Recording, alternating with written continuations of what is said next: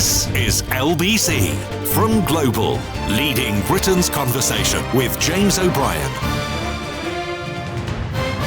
It's 3 minutes after 10 and you are listening to James O'Brien on LBC.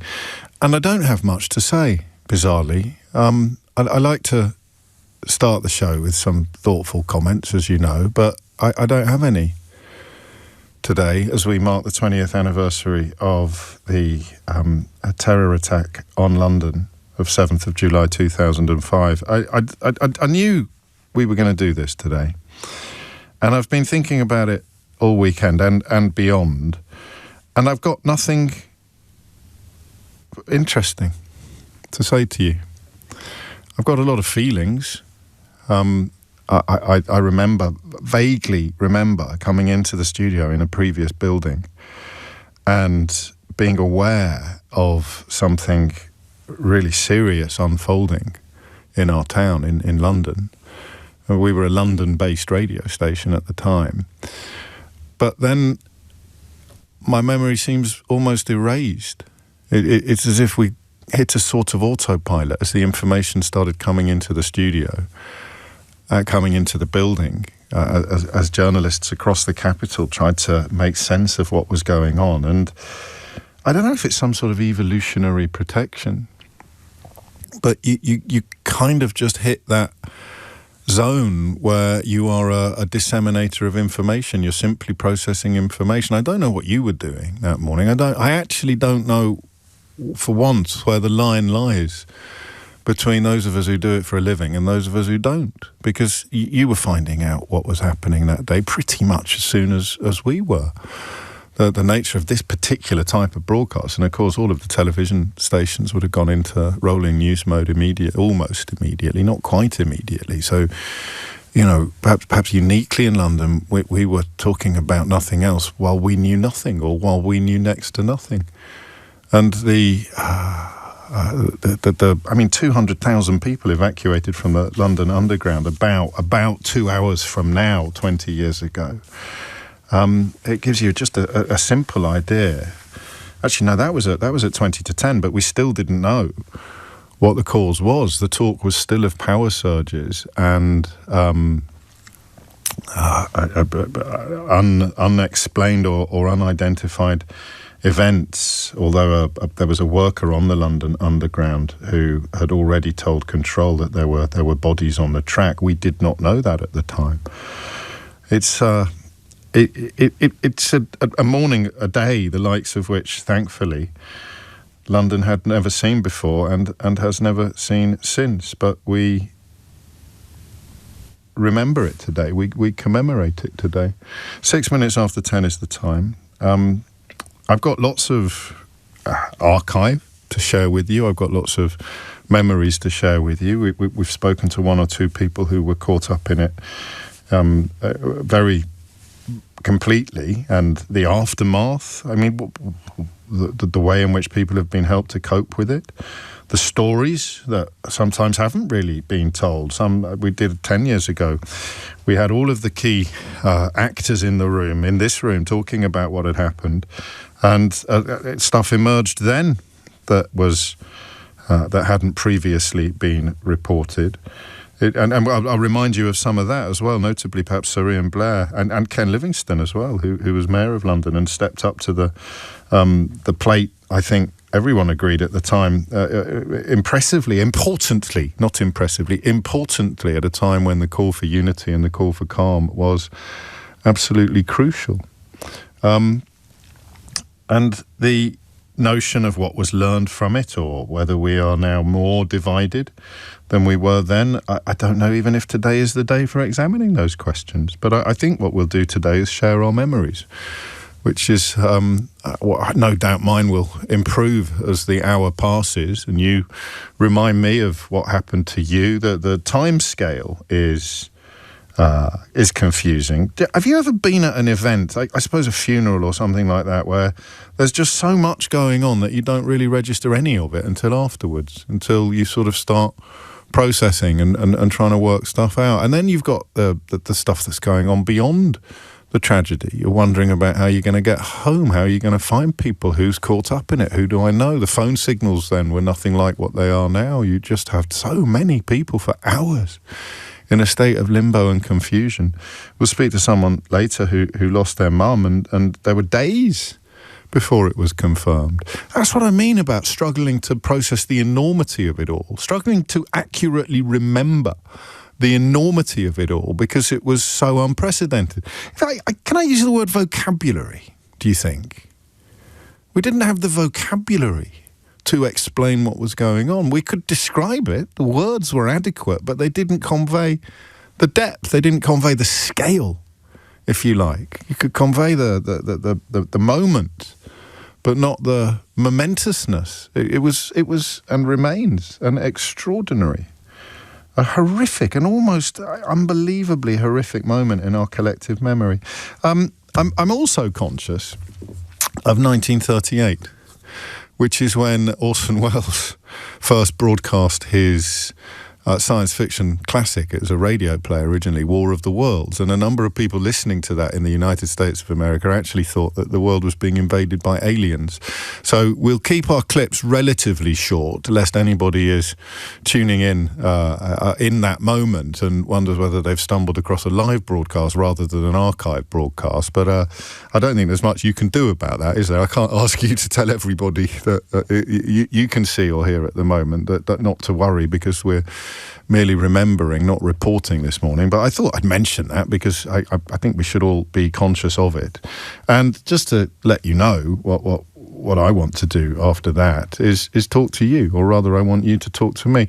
People will have been in all sorts of places, some directly involved, some not. Here's a really good example from Jonathan. I was deployed at the Al Udeid base near Doha in Qatar at the time. My RAF colleagues and I watched on the news as our alert states were increased in response to the attack. Like 9/11 before it, the attack shaped so much of mine and my family's lives, and indeed my own military career. But obviously nothing like the effect that it had on those who suffered. I was working at Barnet Hospital at the time, writes Jerry. Saw all the news before I went in. When I got in, the hospital had evacuated loads of beds and the staff were involved in the clearance of patients while waiting for an influx of possible victims. I wonder what happened next. I remember the first few statements, writes Alfred, from the media of a power surge. As an electrical power engineer, I knew it couldn't be. May their souls rest in peace. 11 minutes after 10 is the time. Here is LBC on that morning, on the 7th of July 2005, just to remind you of what we were all caught up in that initial moment. It's 6 minutes after 10 on the 7th of July 2005. You are listening to London's LBC 97.3, and police have reported power surge incidents on the London Underground. Tom Bateman is in our news centre. How significant is it, Tom, that the National Grid have told you already that they have no reason to believe that a power surge or indeed any interference in the electrical supply has occurred this morning? Well, I hate to say it, but this is looking like some kind of attack. But the fact this is 3 separate sites and it's happened simultaneously. Reports are reaching us as we speak that a double-decker bus has apparently blown up in Tavistock Place near Euston Station. The problem at the scene now is that all of these scenes have been completely closed off by the police, as you would imagine. From the Aldwych. Stephen, what can you tell us? There was an enormous blast in Tavistock Square about 25 minutes ago, and the whole top of the bus was was off, and everybody jumped to the ground because they were frightened, and clearly a bomb on the bus. You saw the roof of the bus physically removed. The car shook. I've got a fairly chunky car, and it really shook. What did you see afterwards? Was the bus... people jumping to the ground and running away from the bus area in the building, and smoke coming from the top. It was on the east side of Tavistock Square. One of the rail unions saying that they understand from their workers there was an explosive device on the track close to Liverpool Street. We think that's Aldgate. So some confirmation, at least from the unions, that somebody may have seen an explosive device there. Rob Hooker of LBC 97.3 is at Edgware Road. Rob, what can you see? It's complete chaos here at the moment, James. The remarkable thing that's happening is that the police have the no entry barriers up and people are still trying to get through, arguing that they need to get through to get to work. Absolutely unbelievable. The information we're getting from the police is very sketchy at the moment. One officer just described to me and said, it's either an explosion, it's either a power surge. I'm getting my information from the radio. I don't know anything. Is there an air of panic or is it best described as confusion at the moment? It's confusion. There's no one panicking. In fact, people seem a bit too laid back. I mean, now we're getting reports that they are actual explosions. People just don't seem to be bothering. They're still trying to get through the police lines, to get to the shops, to get to the offices, to get to the hotels. The evacuation of a tube station is not entirely unknown in London. It seems possible that a lot of commuters in particular will have arrived in central London or will be making their way across central London unaware of what's unfolding on the system. We have been told, though, that announcements have been made on all the trains and all the platforms as they're evacuating from stations. They're explaining to people why they're being evacuated, and this whole around the Marylebone flyover, all completely cordoned off. There must be 50, 60 officers that I can see, all telling people to go away, and yet they're still trying to ignore them. London, eh? They're still trying to ignore them and wondering to themselves, what's happened now? I've got to get to work. I've got places to be. I've got people to see. And then, as I've just explained to you, it was a matter of minutes in which these... in which the facts began to crystallise, culminating at 10:21 a.m., which is 7 or 8 minutes away from where we are now. 20 years later, Scotland Yard confirming that there have been multiple explosions. It was the bus in Tavistock Square that left 13 dead and 110 injured. That, as you heard, was reports were reaching us pretty much as we came on air at 10 o'clock. So, what do you remember? 0345 6060 973 is the number that you need. What do you remember of that morning? And if you were caught up in it, I think it is, if it wasn't clear before, then it is clear now. It would be fascinating to learn about I'm going to use that word a lot, I think, today, that crystallisation of the facts that occurred while you were literally caught up in what Rob Hooker there, my former colleague, described as more an atmosphere of confusion than panic. And just to punctuate these little moments, the idea of a police officer caught up in the middle of it, relying on the radio to find out what was going on, is yet another reminder of just how utterly up in the air everything and everyone was in those opening moments, which are almost to the nanosecond 20 years ago today. 0345 6060 973. I'm going to try to remember what I was doing, but of course I've got the aid of the archives and the reportage. You may never have told the story of what happened to you that day or what happened to you and yours that day. So that's the question that I'm asking you. What do you remember? What is your story, if you like, as we mark the 20th anniversary of the July the 7th terror attack? James O'Brien on LBC. 18 years old and on work experience in the City of London on July the 7th, 2005. She was on one of the tubes where one of the bombs was detonated. Indeed, she was in the adjacent carriage. I spoke to her earlier this morning, and I began cautiously, as you'd appreciate, by taking her back to the moment of ignition, to that the moment that, as we discuss a little later in the conversation you're about to hear, her life changed irrevocably. I was really young at the time, so I was 14, and what that meant was, actually, when it went off, everything was just too much. So it meant that when the sounds of the bomb and all of the screaming, because everyone was very scared, and then I remember afterwards it was like this deathly silence for a while until people really started to realize what was happening. And then we were taken into the next carriage where everyone was waiting, but hearing a lot of people in pain at that time. And when did somebody from the sort of emergency services or an authority figure first speak to you? I can't remember how long it was until they got to us. I just remember the calls for everyone who is wounded needs to get off first. So we made almost like a gangway in the middle of the tube so that people who were able to walk but still quite severely injured to get off. And then when we walked down the back of the tube to get off ourselves, that was when the firefighters helped us down from the tube onto the tracks, where we walked back up to Aldgate Station. We're a funny species, aren't we, humans? Because I mean, in the telling, you now, 20 years later, it sounds quite matter of fact. And I presume in a way, it is for you, and yet at the same time, it's a trauma of unfathomable profundity. It sort of... When did you find yourself telling the story as if it hadn't been the nastiest, most horrible thing that could happen to, or one of the worst things that could happen to a 14-year-old girl? Just going through the detail like you are now, rather than reeling at the surrealness. So after the bombings, I actually didn't talk about it for 6 years. Right. I don't think I realised that I wasn't coping. But one of the impacts that had on me was I started to lose my voice.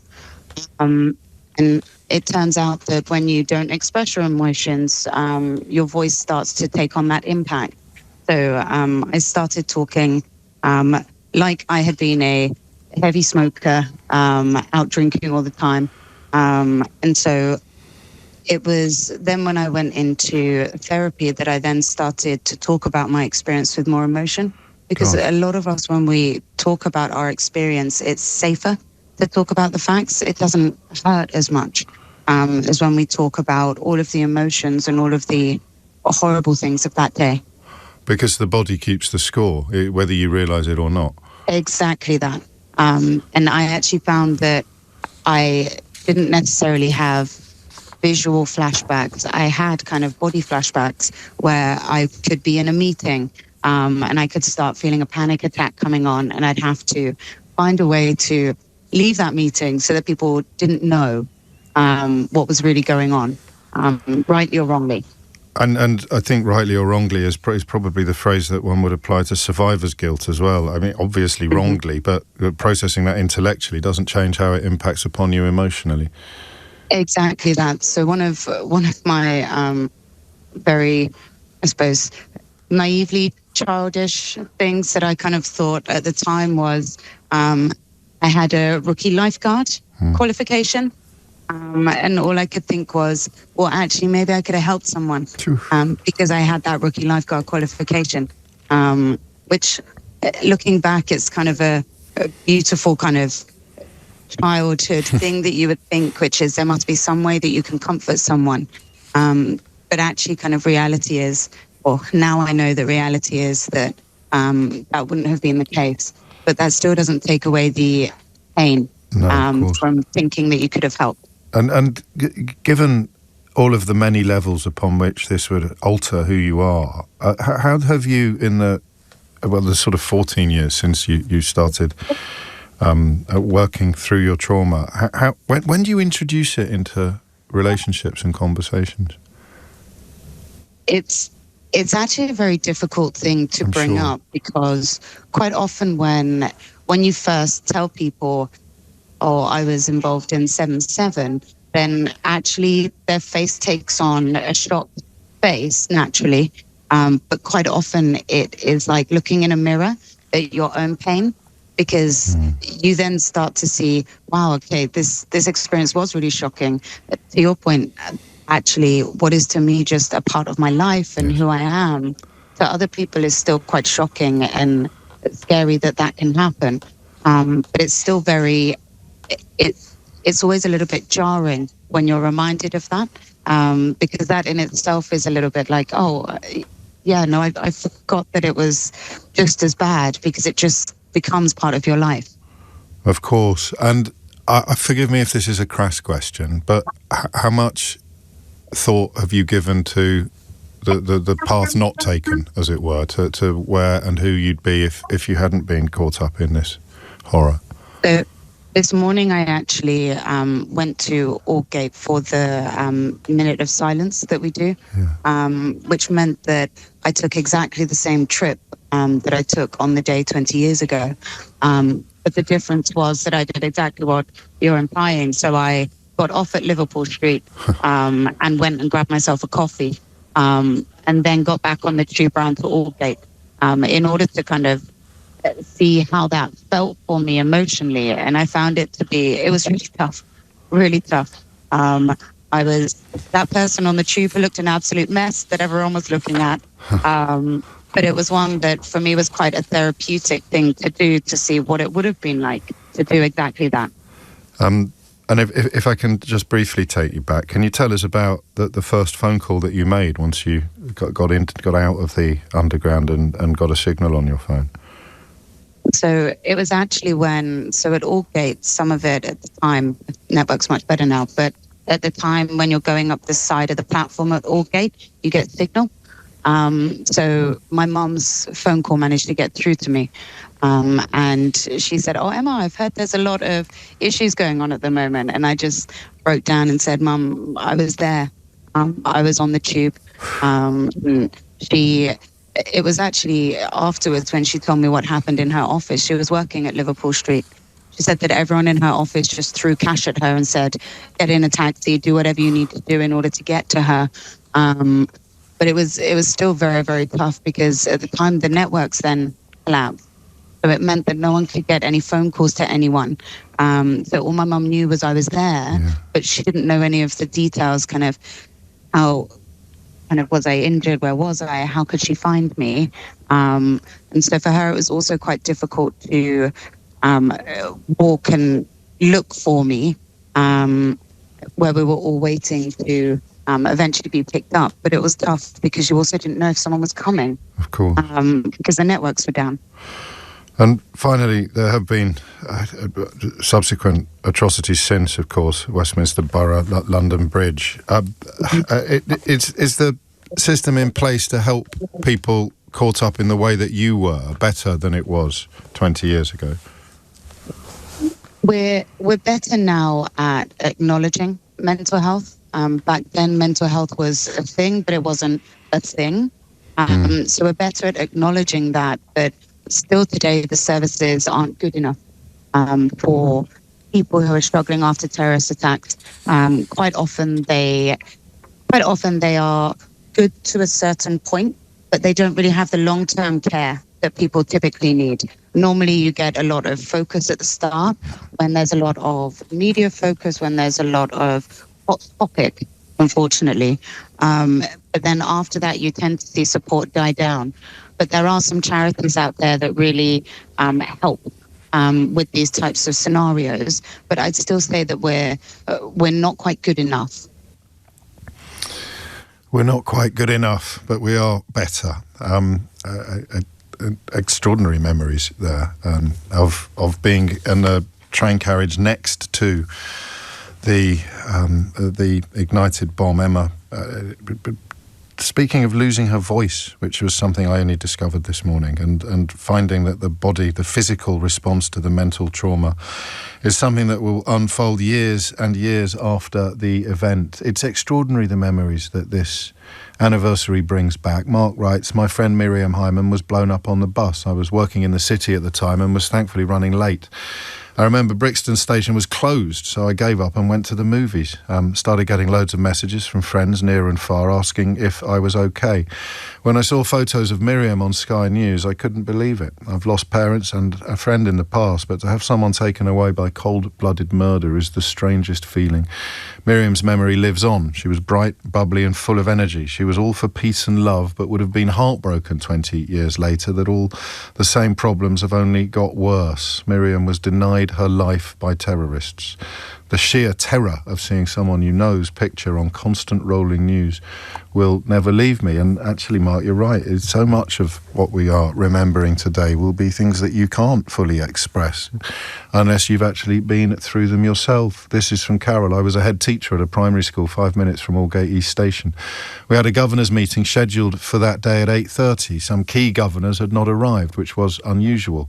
We heard lots of sirens, but didn't take too much notice. It was 9:30 when my husband, who was in Spain at the time, rang me to see if I was okay and tell me what was going on. Some of the pupils' families had members that were injured, and another consequence of that day was dealing with young children, some as young as 6, telling staff that not all Muslims are bad and asking whether people would hate them now as Muslims. It was heartbreaking." It's coming up to 10:30. You are listening to James O'Brien on LBC, where we mark the 20th anniversary of the July the 7th terror attacks on London by doing the only thing we can do, really, and and sharing our memories, of which there are many. But if you'd like to share yours, then the number you need is 0345 6060 973. Dominic Ellis is here now with your headlines. James O'Brien on LBC. 32. I suppose it's natural, as I get my head once again around the chronology of it all. The move from confusion to clarity over the course of the 3 hours that we spent together is probably the one thing that we all have in common, whether you were caught up in it, whether you were involved in reporting it, or whether you were, as my next guest was, dealing with the attempts to provide that official clarity to work out what had actually gone on. And I am drawn, as the morning continues, to the idea of things that were going on away from the public gaze. This is a really interesting message from Neil. I have vivid memories of the London bombing. I was a serving prison officer at Wandsworth Prison. After the news broke and confirmation that London was under attack, the prison was placed on complete lockdown. We were all told by the governor that no one could leave the prison grounds because as a government building, we were a possible target. An armed police cordon was placed around the perimeter of the jail, and we were told not to speculate in our conversations with prisoners on the circumstances of the attack due to possible disorder or rioting within the prison. A horrendous day for all the people directly affected, and an absolutely heroic response from all the emergency services involved. May all the 52 who sadly perished that frightful day rest in eternal peace. Thank you, Neil. That's well put, and it's a reminder of what was going on in, if you like, official channels when the rest of us were just trying to work out from anecdote and and eyewitness accounts what was unfolding. Marcel Stroud's job that day was to analyse CCTV footage, I mean, it's not a story I've heard before, Marcel, so I think we should probably hear it from the very beginning. When did that job begin for you in the direct context of this attack? Well, good morning. Hello. That morning I actually went out with a colleague to buy a leaving present for another colleague who was leaving, and just before we got on the tube I got a phone call asking me to come back, and at that time I was in the process of setting up a new unit which was going to collate imagery relating to terrorism events. And so I was known to be the sort of video lady, if you like. And when I got back to the yard, it wasn't clear what happened. But as soon as we had it confirmed that it was a terrorism incident, your first thought is, have we got a manhunt on our hands? Was it a suicide bomber? And initially it's difficult to answer those questions because obviously nobody can get onto the train straight away, because we had to make sure it was safe for people to go onto the trains. We have to consider secondary devices. We had to get the people off of the train. So there was a bit of a delay. The thing that we obviously didn't know how they'd got to where they had detonated. We don't know whether they'd flown in, whether they'd driven in, whether they'd got trains. We had no idea what had happened. So we had to start from the known quantity, which is the actual site of the bombing, and then you have to work backwards. So the first thing we did was grab everything around the stations, so in the stations, on the trains if there were any, because that was the known quantity. And basically we had people going out and trawling the streets of London for CCTV. We had people going to the bus companies. We had people going to the council. Not for tapes, for like USB tapes. Sticks, or no, it wouldn't even 20 exist. And you forgive me. It's mad how that happens. Yeah, though, isn't it's it? amazing. Our memories kind of merge and meld. So you needed we had videotapes. A VHS tape. They were videotapes everywhere. People had VHS. You know, you imagine the smaller shops, the banks. Everything was VHS. We did have some places that had hard drives, but that was fairly new at that point. And when we seized a hard drive, we had to replace it. So actually the country ran out of hard drives, and the manufacturers were really struggling to provide enough hard drives. And what about on public transport? That would be tapes as well, would it? It was a combination of tapes and hard drives. So we ended up with a whole warehouse stacked floor to ceiling with bags of videotapes. We had thousands and thousands. And we had to grab everything because in the early stages you don't know what's relevant and what isn't. Of course. So you grab you grab everything, and then the hard slog starts. We had a team of people looking through everything, but we started, as I say, at the stations and worked backwards until we got to the point where one of the team was able to identify. I think you went to Tavistock Square yourself. I did, yes. To the wreckage of the bus? Yeah. Looking for a videotape? Yeah. I went with a member of the stagecoach staff who was responsible for the CCTV on the buses at the time. Right. She insisted on coming. Of course. We gave her the option, I just said to her, tell me how to do it. Okay. And she said, no, I'll do it. And she very bravely came through the cordon, completely suited in forensic gear. It was a stinking hot day. I mean, it's like we've had recently. And she came through the cordons, and I don't know how she did it because it was horrendous, to be quite honest. Yeah, and it's not something that you are signing up for when you become head of video at London buses. No, it is something that you're signing up for when you do your job, when you sign up to do what you do. Yeah. Did you find a tape on the bus? Did you? We retrieved a tape, but sadly the system was defunct. Yeah. She was absolutely distraught. Bless her heart. I felt for her because she felt responsible. Well, it's those. I don't want to sound glib, but it is the 999 times out of 1,000 when it's not necessary. So we all get quite blasé about things not working, but of course the one time out of 1,000 where it needed to is why it's there for the other 999 days. It was so sad. I felt for her, really. Of course. I really felt for her. Where's the line, Marcel, between detail and urgency? So between the big picture and the little picture, because you began by reminding us of the possibility of secondary devices, and then you moved on to telling us about a warehouse. So you're not going to be able to go through the entire warehouse to establish whether or not there's a secondary device. So how does... well, I suppose I got the question right the first time. Where is the line between the immediate...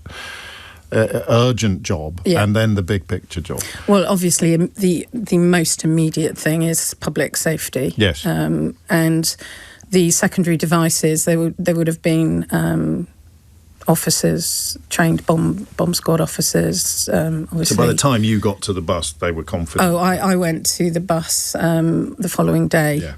And obviously the forensic team had already started their examination of the bus at that point.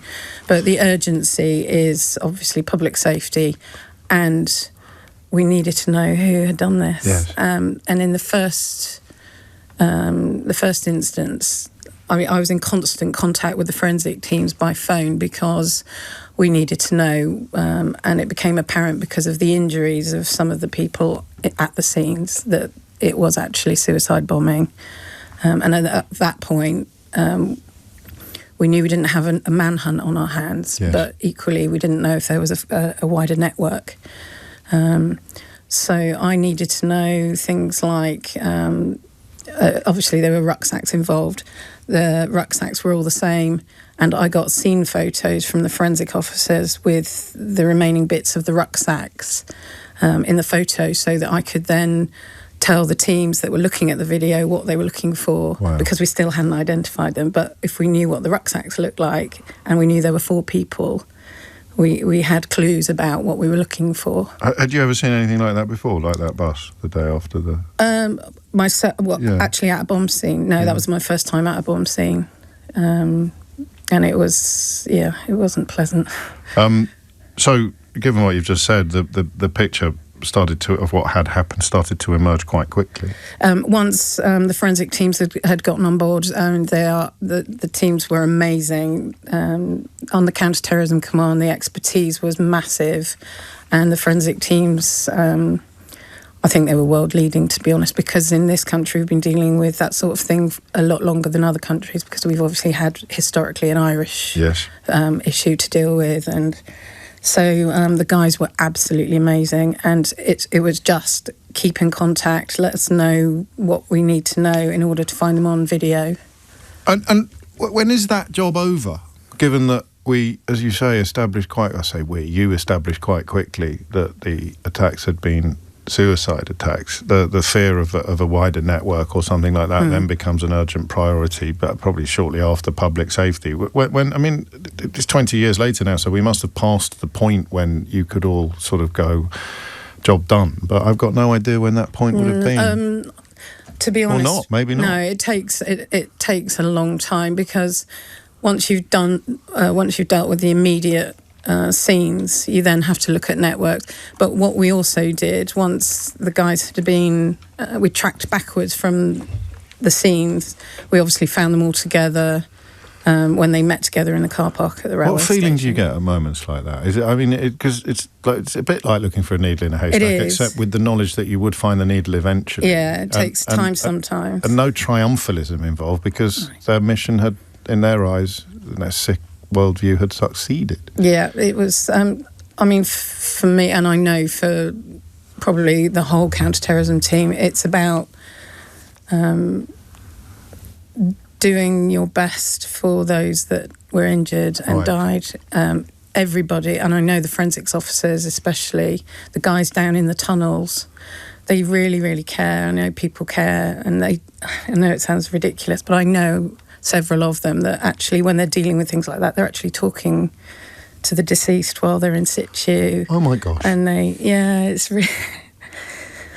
really care. So it's about justice, because in my view, these incidents, and I've dealt with many since, these incidents don't achieve anything.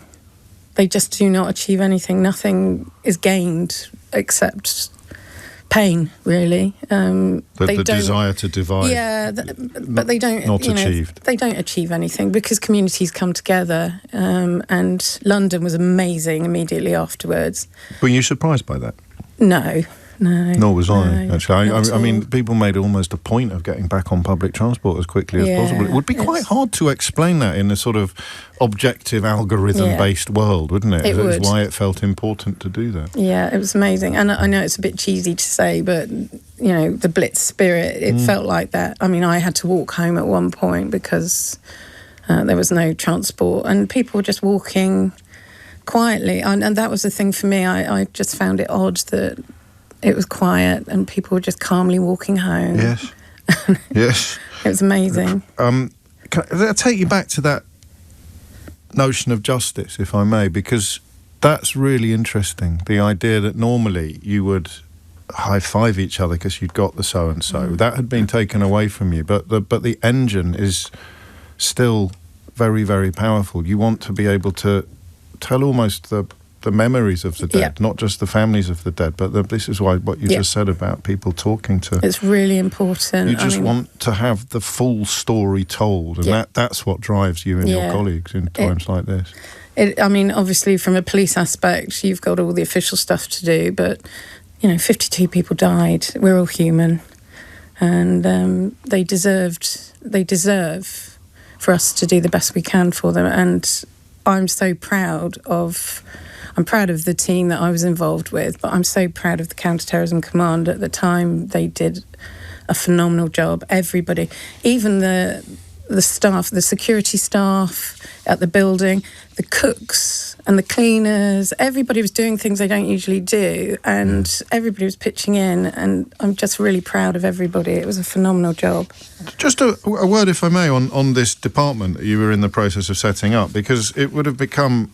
I mean, the surprise we both expressed at the prevalence of VHS 20 years ago, and the speed with which the technology advanced from that moment to this really is breathtaking. Would your job, God forbid, would it be much easier today than it was then? Yes, I think so. And actually, because you just press a button to find what was on a camera. And even things like the VHS videotapes, if we felt that we'd found something and it had been seized, we couldn't send it digitally on a computer.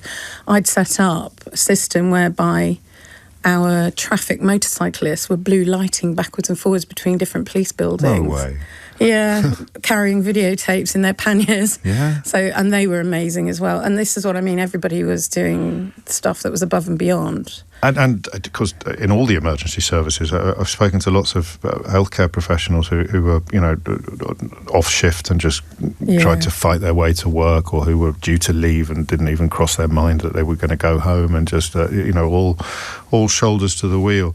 I don't want to use the word relax, but at what point, because you mentioned it was 24 hours later that you went to Tavistock Square, already by then, that spirit you describe, which is not unique to London, but we like to think it is as Londoners, don't we? But the determination that we would keep calm and carry on, that business would be as usual, was already in place. But at what point did you and your colleagues, how quickly were you confident that it was self-contained? It's very difficult. I mean, the actual incident, we obviously realised quite quickly that it was a suicide bombing. Yes, but not the wider, beginning of something bigger, because that was what we were worried about on the radio. The beginning of something bigger is always, obviously, within the first sort of few days, you have to deal with what's in front of you. But then we do have to think, right, okay, was there any help here? And you have to take it wider. And then, obviously, as time went on, we searched premises, we found the bomb factory, we did CCTV trawling around those areas as well, up and down the motorways, because quite often people do a trial run. So we had to see if they'd done a trial run, which... I mean, we all moan a bit about CCTV, and there's a perception that we are, people complain about being the most surveilled country in the world. It would be impossible to have got as clear and as full a picture as we got without the prevalence of those cameras. Absolutely. I have to say, I mean, I personally, because of the work I did, I've got no issues with CCTV at all. And from a police perspective, and for public safety, I mean... it was amazing. We were really lucky that we had so much in and around central London. One of the biggest projects ever, if not the perhaps biggest exercise ever in your world, in your professional world. Definitely, and it's left a lasting legacy, which as time went on, and I dealt with other incidents, numerous incidents after that. But that bombing, and I've since retired from the police, but I'm really, really... grateful to have been able to have left the police with a legacy that 7/7 actually initiated, and that was that units would, in the early stages they were cobbled together, but we actually set up world-leading and international units as the result of that, in imagery analysis, CCTV viewing, CCTV collation. So we had teams that went out and grabbed it. We had teams that watched it and spotted what was going on.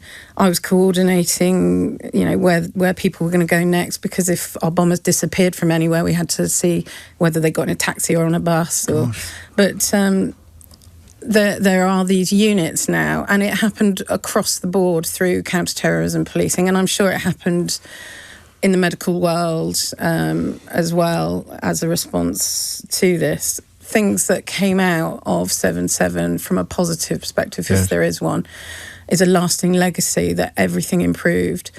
There were things developed that now make policing these incidents a lot easier. And I'm proud that I was able to walk away from leaving that legacy. But it was all initiated by 7/7. Gosh, I didn't know that. Yes. I just, in conclusion, I want to return, if I can, to one of the things you said earlier, because I'm genuinely fascinated by it.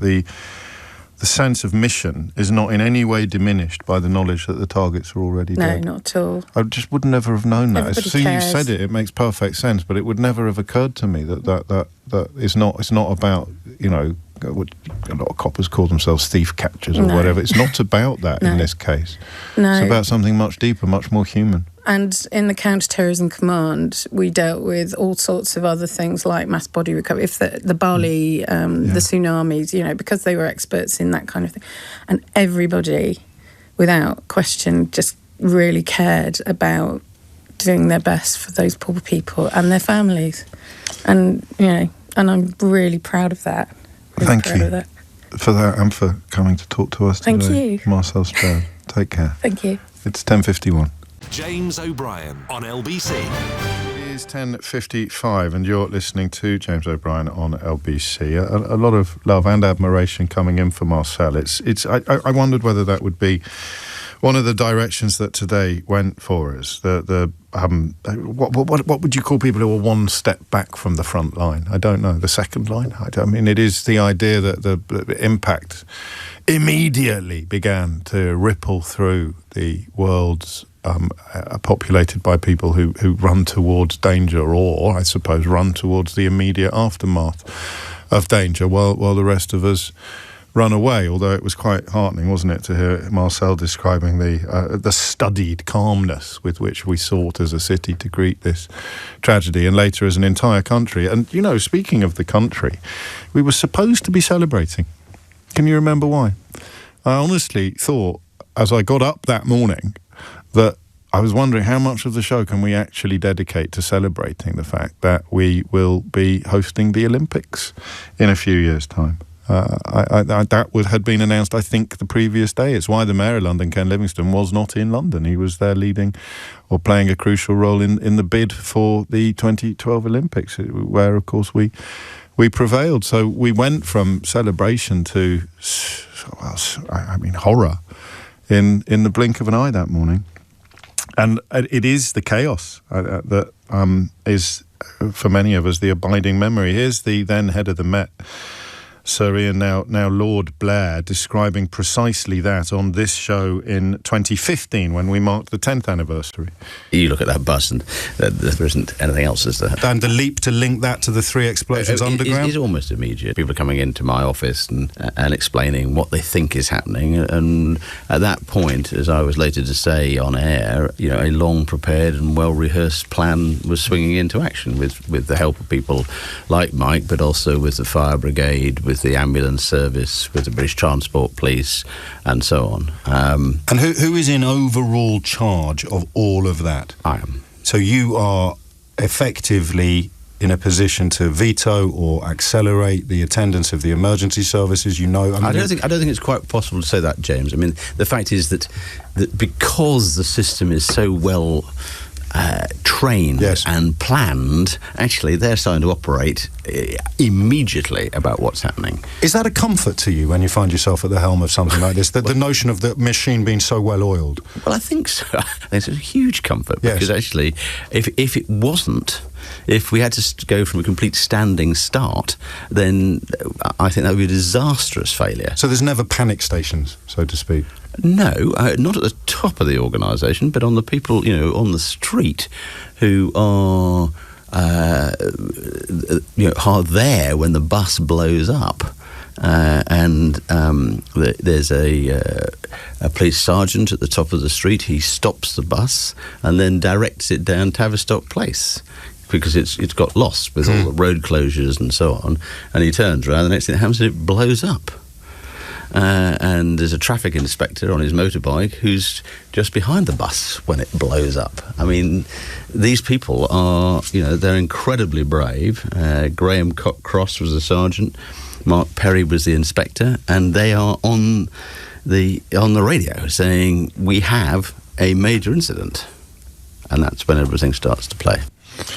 It is just coming up to 10:59 and you are listening to James O'Brien on LBC, where 20 years after the dreadful events of the July the 7th terror attacks, we remember not just, of course, the 52 people that we lost that day, but also the people responsible for putting together the jigsaw of establishing precisely what had happened, of making sure that death toll remained as low as was humanly possible, and that the injured were treated and cared for in those moments, in the days, the hours and days immediately afterwards, on a scale that is even now almost incomprehensible, almost inconceivable. But we're also interested in the second, the third, the fourth lines of response, the stories that have never been told, the memories that have never really been shared beyond close circles, and we'll continue with that after this. James O'Brien on LBC. It is 3 minutes after 11. You're listening to James O'Brien on LBC. I'm conscious, as I mentioned it again, of that. It may be apocryphal, the claim that when Orson Welles' War of the Worlds was first broadcast on American radio in 1938, people genuinely thought the world was being invaded by aliens. But I do want to share with you where we were on this radio station 20 years ago at around this time. By the time the 11 o'clock came around, a lot had been made clearer. A lot of the events had come into rather sharper focus, and none of it was positive. It was 10:53 when the Home Secretary Charles Clarke confirmed that London's public transport had been suspended and described dreadful incidents causing terrible injuries. Half an hour before that, Scotland Yard had confirmed multiple explosions in London, with the British Transport Police confirming the bus bombing.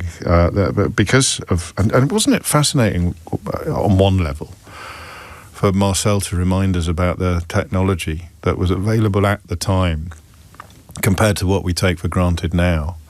A 19-year-old looking at what you do now with imagery and footage, listening to someone describe how 20 years ago you had to put VHS tapes on the back of police motorcycles in order to get them from one forensic investigator to another. I mean, absolutely extraordinary, the speed at which things have moved. And it partly explains why the eyewitness accounts that we were taking on LBC were sometimes ahead of the official versions of events. That first officer that we heard in the 10 o'clock recap, describing how he was relying on talking to my former colleague and very good friend Rob Hooker about the memories, about relying on the radio to find out what was going on. That there was another, I don't know that I ever saw it, but there was another about this time, for what it's worth.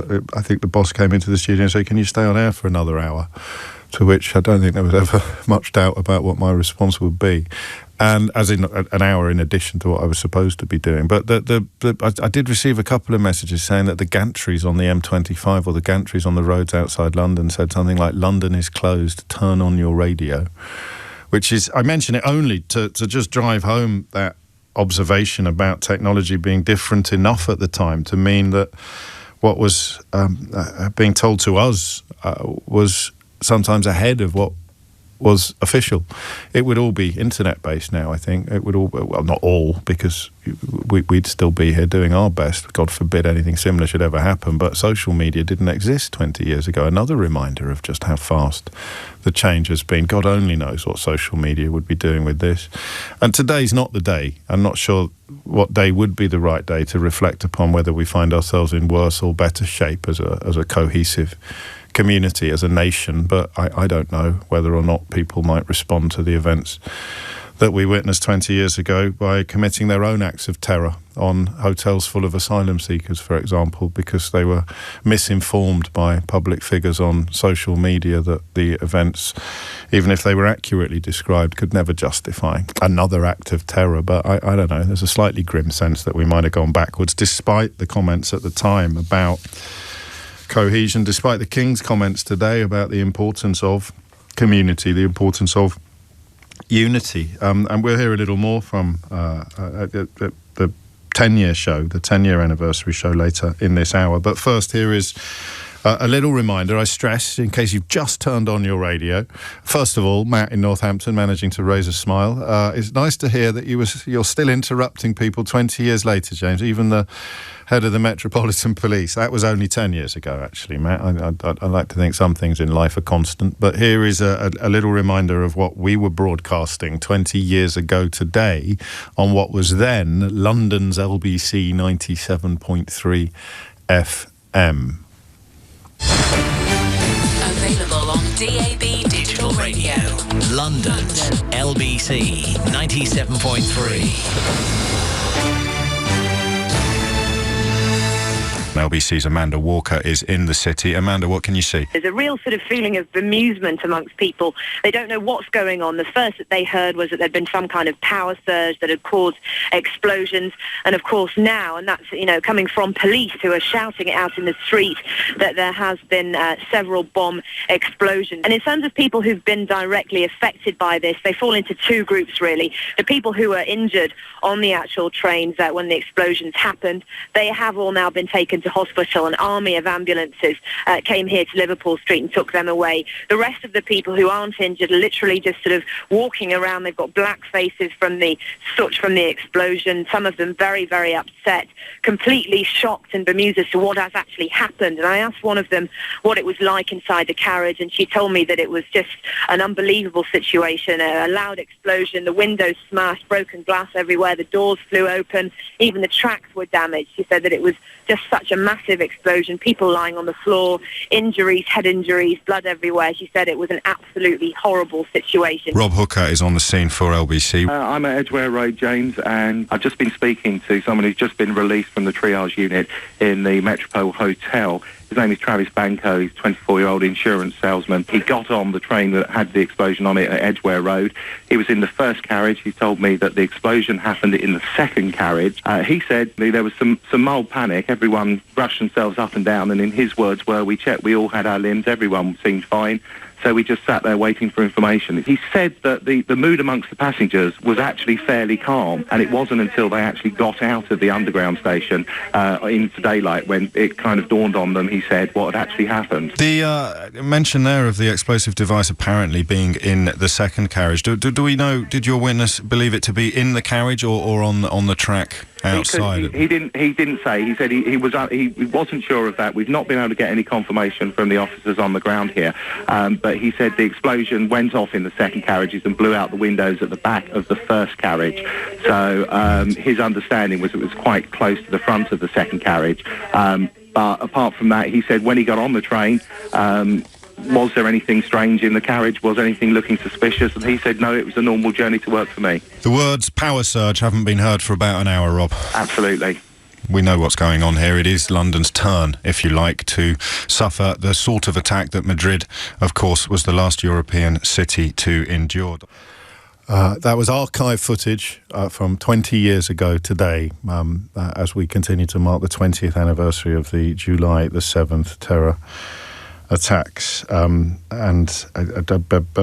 Again, a little reminder of how the facts were crystallising in real time, live on the radio and beyond into the emergency services and indeed the world of politics, which had just days previously, or the day previously, been celebrating the news that we had secured the 2012 Olympics. Ken Livingstone, of course, the then Mayor of London, leading that bid, and he was with Sir Ian Blair on this show in 2015, expressing the importance of what we were referring to just a moment ago. It's about demonstrating that, however horrific the consequences, we don't allow people to disrupt us or divide us. We try and carry on. I grew up as an Englishman. You don't overreact to these things. That's the Americans do all of that. And you just get on with the job and do it. Keep calm and carry on, as the poster famously observes, doesn't it? And this was very much the theme of a speech that you made still in Singapore, weren't you, when you first addressed the media? Well, it was a nightmare situation because I just wanted to be back in London, and you had Tony Blair at Gleneagles, and we'd always worked on the assumption that when an attack like this happened, then most likely some joint appearance with the Prime Minister and myself. Of course, that wasn't going to happen. I put off what I said until I saw what he'd said, because nothing would be worse than us taking contradictory lines. And all through the years leading up to this, my staff had said, what are you going to say when we're attacked? And I've always said, I can't talk about it. It was stuff always bubbling around in my head. And, clearly one of the main goals of the terrorists was a bitter reaction. They would like to see riots. They'd like to see Muslims killed on the streets of London. So that produces a backlash. And I mean, if you go back to 9/11, in the days after that in London, we had quite a few incidents of people daubing mosques, and one horrific incident where a Sikh taxi driver was savagely beaten up, I think left disabled, because these thugs thought, I mean, Mohammed must be a Muslim. And that was my fear. And I think I'm not aware, and I think Ian will correct me if I'm wrong, I'm not aware of a single incident against a Muslim in the days that followed. And when you compare with what happens in other cities, I think that shows London at its best. Well, let's have a listen to the speech that you made once you double-checked that you weren't going to be treading on Tony Blair's toes. This city of London is the greatest in the world because everybody lives side by side in harmony. And Londoners will not be divided by this cowardly attack. They will stand together in solidarity around those who have been injured, those who have been bereaved. And that is why I'm proud to be the mayor of that city. Finally, I wish to speak through you directly to those who came to London today to take life. I know that you personally do not fear to give your own life in exchange for taking others. It is why you are so dangerous. But I know you do fear that you may fail in your long-term objective to destroy our free society. And I can show you why you will fail. In the days that follow, look at our airports, look at our seaports, and look at our railway stations. And even after your cowardly attack, you will see that people from the rest of Britain, people from around the world, will arrive in London to become Londoners and to fulfil their dreams and achieve their potential. They choose to come to London, as so many have come before, because they come to be free, they come to live the life they choose, they come to be able to be themselves. They flee you because you tell them how they should live. They don't want that.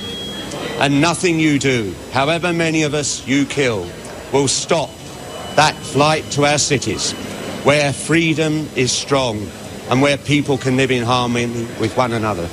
Whatever you do, however many you kill, you will fail. That was Ken Livingstone speaking in Singapore on this day 20 years ago in his capacity of Mayor of London, a day that he expected, as we all did, to be rather more celebratory, given that they were successful in their bid to secure the 2012 Olympics. I found that, and I hadn't listened to it all for a while, I found that almost unbearably poignant, because the response he described as not happening, the attacks on entirely innocent people who just looked a bit too brown, or the riots that would be directing hatred and violence at people who had absolutely nothing to do with the events of that dreadful day. The responsibility as a public figure, as a politician, that he displayed there in recognising the basic difference between right and wrong seems to me to be rather contrasting to where we found ourselves in this country subsequently. So where the terrorists failed, as Livingstone has so successfully articulated there, I wonder who has succeeded in turning us into a country where the response to an atrocity will be another attempted atrocity, and where politicians can speak almost unchallenged about the inevitability of riots and violence when people are misinformed and politically manipulated. I hadn't thought about that until I listened to that speech. James O'Brien on LBC. 18 minutes after 11. I mean, it is not the focus of our thoughts this morning, but I am going to struggle personally to shake the thought of what would happen today in our current somewhat febrile political climate. Which public figure would be sharing the misinformation and lies of an alleged rapist and sex trafficker like Andrew Tate, claiming that they were trustworthy reports from reputable sources, and contributing to the kind of emotional outpourings that saw those riots and those attacks upon hotels this summer. I honestly hadn't seen that coming, and I should have done. I'm sorry. It's 19 minutes after 11, and you are listening to James O'Brien on LBC. Let's take some calls. It's been a while. David is in Romford. David, what made you ring in this morning? I just want to say, first of all, condolences to all the families that lost their loved ones and friends, of course, and well done to everyone that still carries on to use the TFL and being brave. 20 years ago, I was 13 years old. I used to have to commute from East London, Bromley by Bow, to Great Portland Street, where I went to a private school called Portland Place. And I would get on a train. Most of the times I would be 5 minutes late or 5 minutes early. Could fluctuate depending on what the trains are like. That day I was contemplating whether there was two routes that I can get into my school. It's either that I could get the Central Line to Oxford Circus and then walk down to Portland Place School, or I can take the Hammersmith and City Line and take it straight to Great Portland Street. Yeah. That day I decided to actually use the Hammersmith and City Line just because it was coincidentally there. I got it, took it, I come off the train, I walked to school as usual, and we was meant to start our lessons, but we all got told that we have to all go into the assembly hall, and there was a bunch of us. I was in year 8 at the time, by the way, and there was a bunch of us sitting in the hall from year 8 to from year 7 all the way up to year, I think it was year 9 in one hall, and then year 10 and 11 in a different hall. And everyone was questioning and I was looking at each other, what's going on? Did you know anything at that point? Absolutely not. Right. Absolutely not. And, but the teachers did? The teachers did. They were acting a bit weird. They weren't answering no questions. We just got left to it in the room. And then we got told that our parents have to come and pick us up. So behind closed doors, they've contacted our parents and guardians to notify them with we need to be picked up, ideally. And unfortunately for me, most of the people in my schools were picked up by chauffeurs or drivers and stuff like that, but I had to get the train in from East London. So a couple of hours later, maybe about an hour later, we started to hear the rumours that obviously there was an explosion that happened on the train. And this is something that we didn't kind of take seriously or soak it up or know the actual impact it's had to London. We were just sort of just having fun. We're not in class. We get to mingle about, talk to each other. It's until people were being loud, and teachers actually said that loads of people have been killed this morning on the train out of frustration. I don't think they wanted to actually leak that information, but because of loads of kids have been picked up by then, the hall's kind of getting quiet and stuff like that, I started to panic and thinking, oh my gosh. And it's not until the teachers have actually said to me that basically the route that I take, I could have been on that train, but still at that point, I'm still not soaking it up.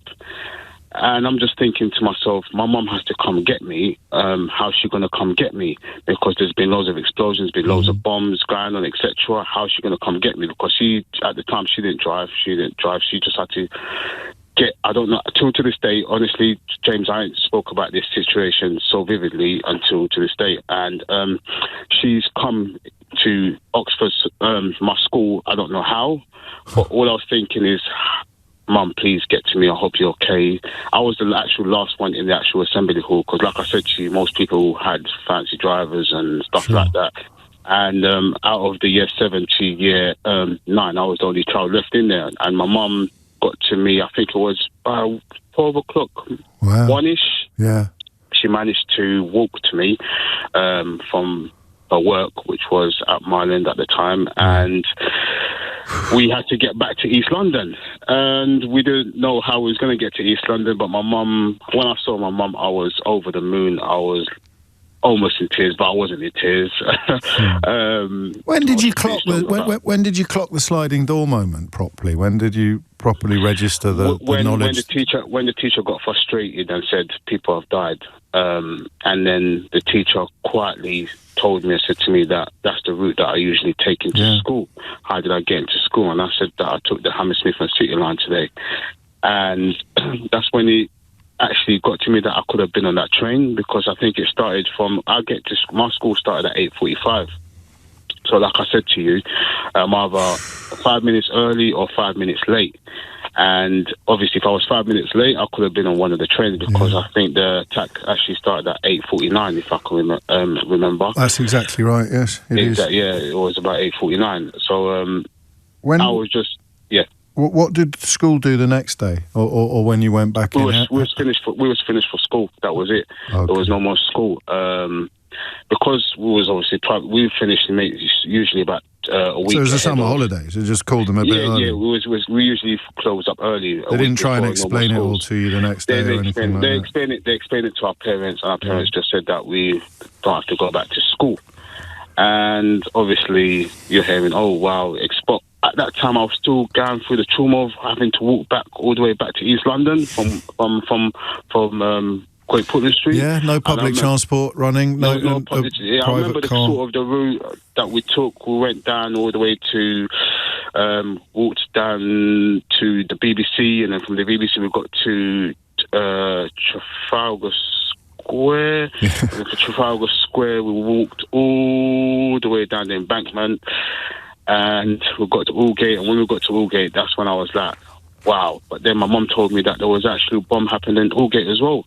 So I was a bit scared at the time as well at the same time, but I thanked my God. I saw police were everywhere, the roads were blocked and everything. That's a really, I mean, you were what, 12 or 13? So I was 13 years old. 13 years old. That is, you paint an incredible picture. I can sort of hear the 13-year-old version of you in the background as you speak, because, it's what we mean by the front line and whatever we call the bits behind the front line. You were caught up in it, but not caught up in it, as it were. Exactly. And yet the impact that it's had on you is clearly lasting. Well, the impact I had after that, James, is that I didn't realise that I started taking the Central Line more. I avoided using the Hammersmith and City Line when I went to school back in year 9, and I would literally be using the Central Line only to get back into school. I didn't really think at the time it's because I'm scared or nothing like that. It's just because I think it's more in the sense of, because we had people in our class that were from Iraq, they were from Afghanistan, they were from all over the place. Right. We had a lot of people from Middle East and stuff like that, and a lot of people started to say the suicide bombers to them and stuff like that, little bullying and stuff like that. And then that's when I started to think, actually, I've actually started using the Central Line because I'm sort of scared to the extent. It's an impact, isn't it? It's an impact. An unrecorded quotes, little end quotes impact. There'll be millions of those. Exactly. I remember feeling, if someone got on the tube with a massive rucksack, I remember having a little moment of, keep an eye on. Every single time. I was not, I'm not racist, I'm far from racist or nothing like that, but when I did see a Muslim and I saw a rucksack and stuff like that, I would be panicking and stuff like that. But then I would have the reassurance that my friends, obviously from these countries, and they're okay and stuff like that. So it was always a confused situation. I think that's why Ken Livingstone's speech was so powerful. I'd forgotten just how good it was, actually, because it spoke directly to fears we didn't even know we were going to have in the coming days, weeks and months. Yeah. And you've done that. But like I said to everyone, well done for being brave, for actually going. I felt 13, 14 years old when I got into year 9. I just had to go to school. My dad was paying a lot of money for the school. Of course, there was things at the back of my mind. So I'm thinking, I need to get to school. Yeah, just sort of got to crack on. But yeah, that's so. I just want to say thank you for allowing me to talk about this, because I haven't spoke about this situation ever since. But that's trauma, you know. I mean, trauma is a spectrum like everything else, and you might think, you know, crikey, only people who were on a train or on a bus, or only people who were from the emergency service. You'd be traumatised second, third hand, walking through London when it was like a scene from a post-apocalyptic movie. It's trauma, and it's really good to talk about it, mate. As I promise you, David, always good to talk about it. Listen back to the interview we did with Emma at the top of the show today, who was right next to the explosion, and who 6 years later started losing her voice as a direct consequence of not talking about what she'd been through and what she'd done. There's no league table. Well, I suppose there is a form of league table in terms of objective impact, but there's no logic or league to emotional impact. Two people can witness exactly the same thing and respond to it in two completely different ways. But that is why Livingstone's speech was so effective, because he warned really, and also foresaw what this city would do, and I think we in London would still respond in the same way. I really do, but I'm not sure that I can any longer say the same thing about the whole of the United Kingdom. Cheers, David. Dominic Ellis is here now with your headlines. James O'Brien on LBC. 7:32 is the time. David touched a lot of nerves, touched a lot of people, because, of course, the story inevitably focuses upon the sharpest end of the trauma and the horror. 52 people dead, and thousands more injured. And then the families of them and the friends and the people in close proximity to the most profound elements of the tragedy, the victims of the atrocity of the terror attack. But we were all affected by it, of course. Certainly, there'd be a little bit of geographical relativity, wouldn't there? If you were walking through it, if you were in the middle of it, you'd all be affected. But not in any way that lets in a sort of objective algorithm for reaction. And he really brought that home in a way that has made a lot of you reflect upon similar memories. Hope, for example, was 14 at the time, so a year older than David. My dad, she writes, was the custody sergeant at Marylebone Police Station, which of course covers Edgware Road. I was 14 at the time, and when we were told during class that the attacks had happened, I just remember being sort of frozen because I didn't know if my dad was okay, and I couldn't get in contact with him then. Luckily, he was okay, but I didn't know that for several hours. That line that I keep repeating to you, it's not mine, obviously, but it's crucial to the therapeutic process. The body keeps the score. Even things like that will have had impacts on people that have gone unnoticed on the surface, but which will be creating and changing things below. 11:34 is the time. I want to play you also the moment, Lord Blair explaining to us why he wanted Londoners to know as soon as possible, really, that the Met believed the events of that day to be an actual terror attack. I'm not going to put words into his mouth. He told you himself on this programme 10 years ago. What I was struck by was that we now knew this was a terrorist incident. As far as I knew, Cobra, the government emergency centre, was now opening. The Prime Minister, as we've said, was in Gleneagles. Charles Clarke, I think, who was the Home Secretary, was taking the chair in Cobra. One of my senior officers was going to Cobra. But this was the beginning of the 24-hour media, and so both the BBC and Sky were running this story, and the scenes were of emergency vehicles and beginning of tents and ambulances and so on. And it began to strike me very forcibly that nobody was saying anything. And that's when I took the decision that I was going to go onto the air. And it was an interesting moment because all 10 of the people in the room, except for me, said it's too early. And I said, no, it's not. What was their reasoning for that? Their reasoning is we didn't know enough. And I just said, I don't really care how much we know. We do know the one thing that's absolutely imperative, which is this is a terrorist attack. We didn't even know whether it was 4 scenes or 6 or 7. And part of the reason for that, for instance, was that people who had been hurt on the train or had been on the trains that had blown up underground were leaving in both directions along the tube. So they were coming up from different stations. But what we did know is it was a terrorist attack. And my message was going to be very simple, so I went and gave it, which was this is a terrorist attack, that a well-rehearsed and long-prepared plan is swinging into action with the emergency services, and that my basic advice is to stay where you are.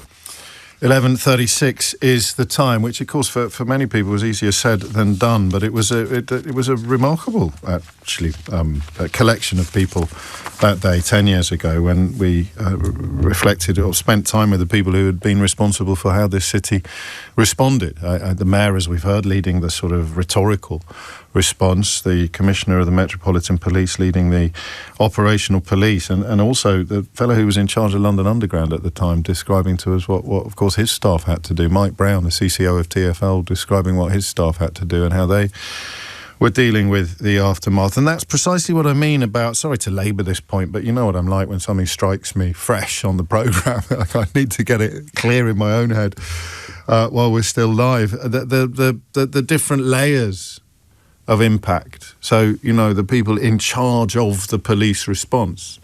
And then as you come down the ladder, you reach some of the people that we've spoken to, some of the people we've heard. You meet Marcello, in charge of collating, analysing, pouring through the footage, collecting the footage, stepping onto the bus. Which, I mean, you don't need me to tell you that what that bus would have looked like that day, just 24 hours after it exploded, and trying to find the CCTV footage, the raw humanity of the lady from the bus company being absolutely gutted that they couldn't find, that the tape hadn't been working, that the CCTV bus on the bus hadn't been working. And then, you know, children walking through the city on their way back from school, witnessing things, worrying just for 3 or 4 hours that your parents might have been caught up in it. Parents worrying that their children might have been caught up in it. People, as we'll hear before this hour is out, touring hospitals, desperately trying to find news of their wife, of news of their mother. It is extraordinary. And yet, as I began the show today by telling you, confiding in you, really, it's unprocessed for so many of us. It's just this sort of weird knot of memories and feelings that perhaps we'll never be able to unravel. Which was why David stressed the point, of course, that he had never spoken about it before. He also said something that struck many of you. He said, speaking of his schoolmates from other countries like Iraq or Afghanistan and beyond, talking about how some of the negativity directed at all Muslims in the aftermath didn't land with him because, as he said, and I quote, "I had friends from those countries and I knew they were okay." Emma reminds us in their words, this is why racists hate multiculturalism, and they're not wrong. It is 11:39. Eileen is in Beckenham. Eileen, what would you like to say? What made you ring in today? Good morning, James. Hello, Eileen. I'm really pleased to speak to you.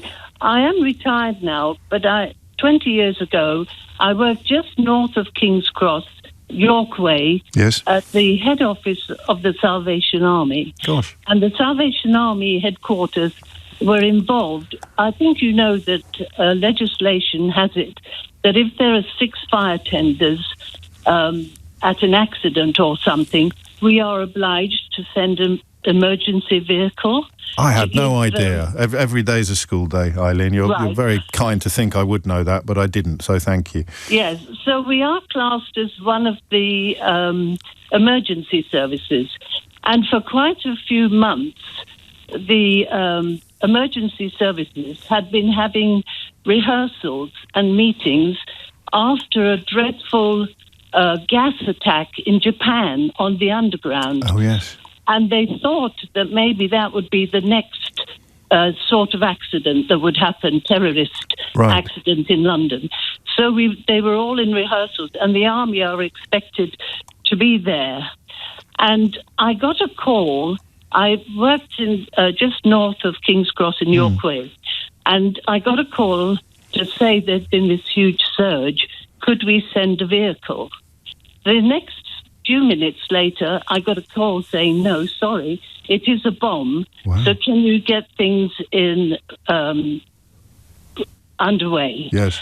Fortunately, the Salvation Army had got quite a few of their top brass having a meeting, a breakfast meeting, so they were all sort of North London. And I managed to get through to them and tell them that there had been this explosion, and could we send somebody?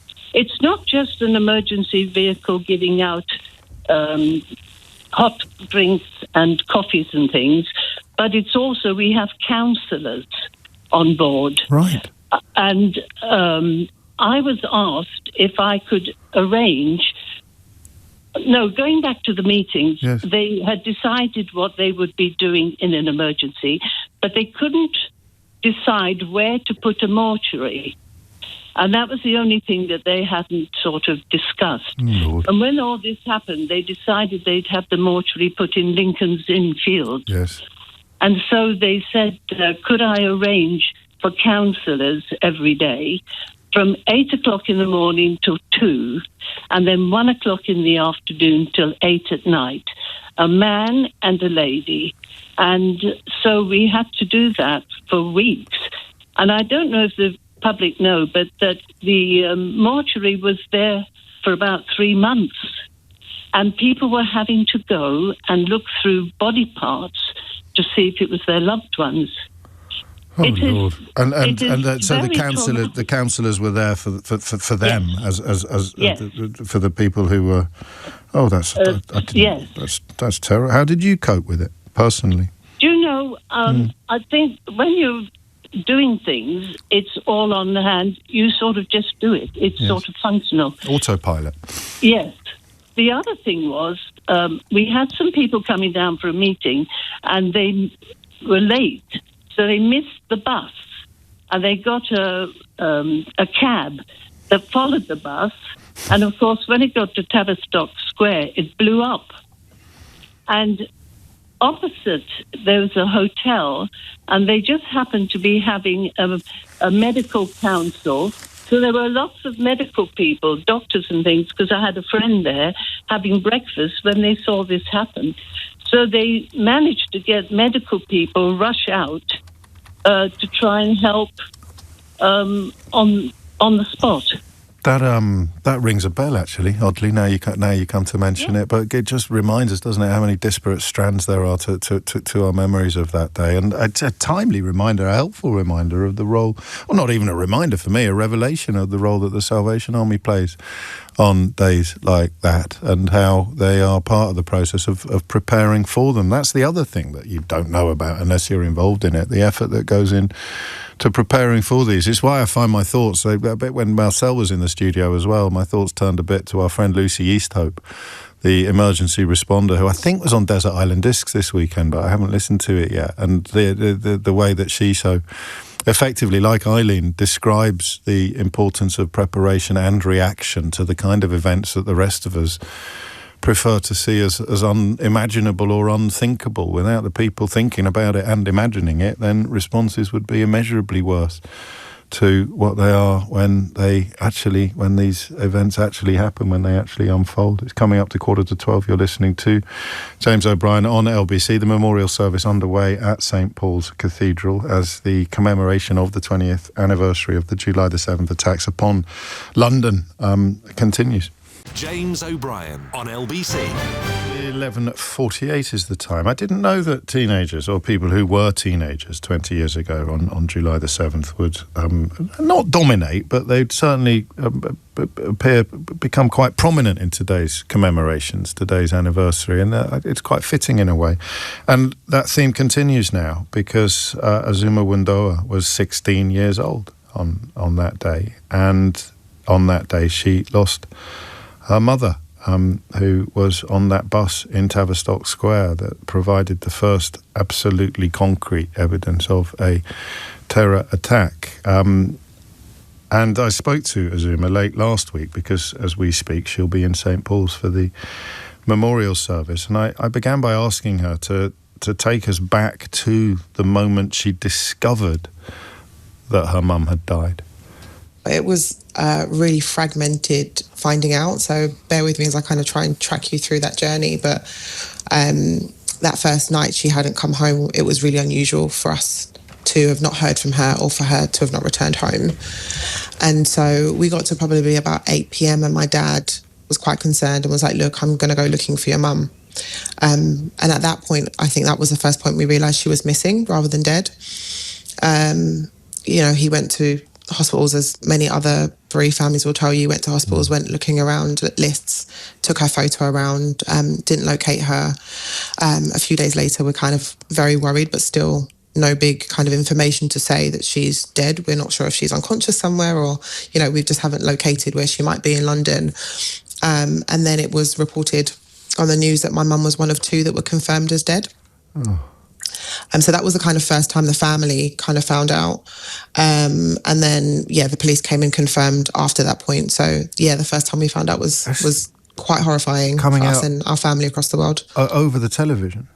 Over the television, yeah. I don't know that it could have unfolded any differently, but that feels brutal. It was brutal, and I think at that point my dad had been quite careful to not tell a lot of our family that lived in other countries across the world that my mum was missing. And so for them, they had no recollection that anything was wrong other than what had happened in London, and suddenly my mum's face appeared on the screens. You can imagine the number of phone calls that we were getting, and my dad ended up unplugging the phone because, we just couldn't take the amount of contact we were getting. You were 16, which is... it's an age that everybody knows is 1 foot in childhood and 1 foot in adulthood. I imagine you went straight back into childhood when you realised that you'd lost your mummy. It was a really weird one. I think there was part of me that went straight back into childhood, and another part of me that felt I didn't have the permission to do so. One being African first daughter, there's a lot of responsibilities on your shoulders. And at the time, my younger brother was 13. And so I felt a lot of responsibility for him because he was so much younger than me. So I think there wasn't really that room to be a child. I think there was just the despair of like not having a mum. At 16, you kind of don't imagine to not have your parents around. And not having any idea what the future would hold, in terms of the difference that not having your mum would make. And you've addressed many of the unexpected elements of this kind of tragedy in your book, The Dressmaker's Daughter. But before we look at the future, or what the future held on that terrible day in July, tell me about your mum. Tell me about Gladys. Oh, she was amazing. She was... like a really industrious person. I've never known someone to have so many trades under their belt.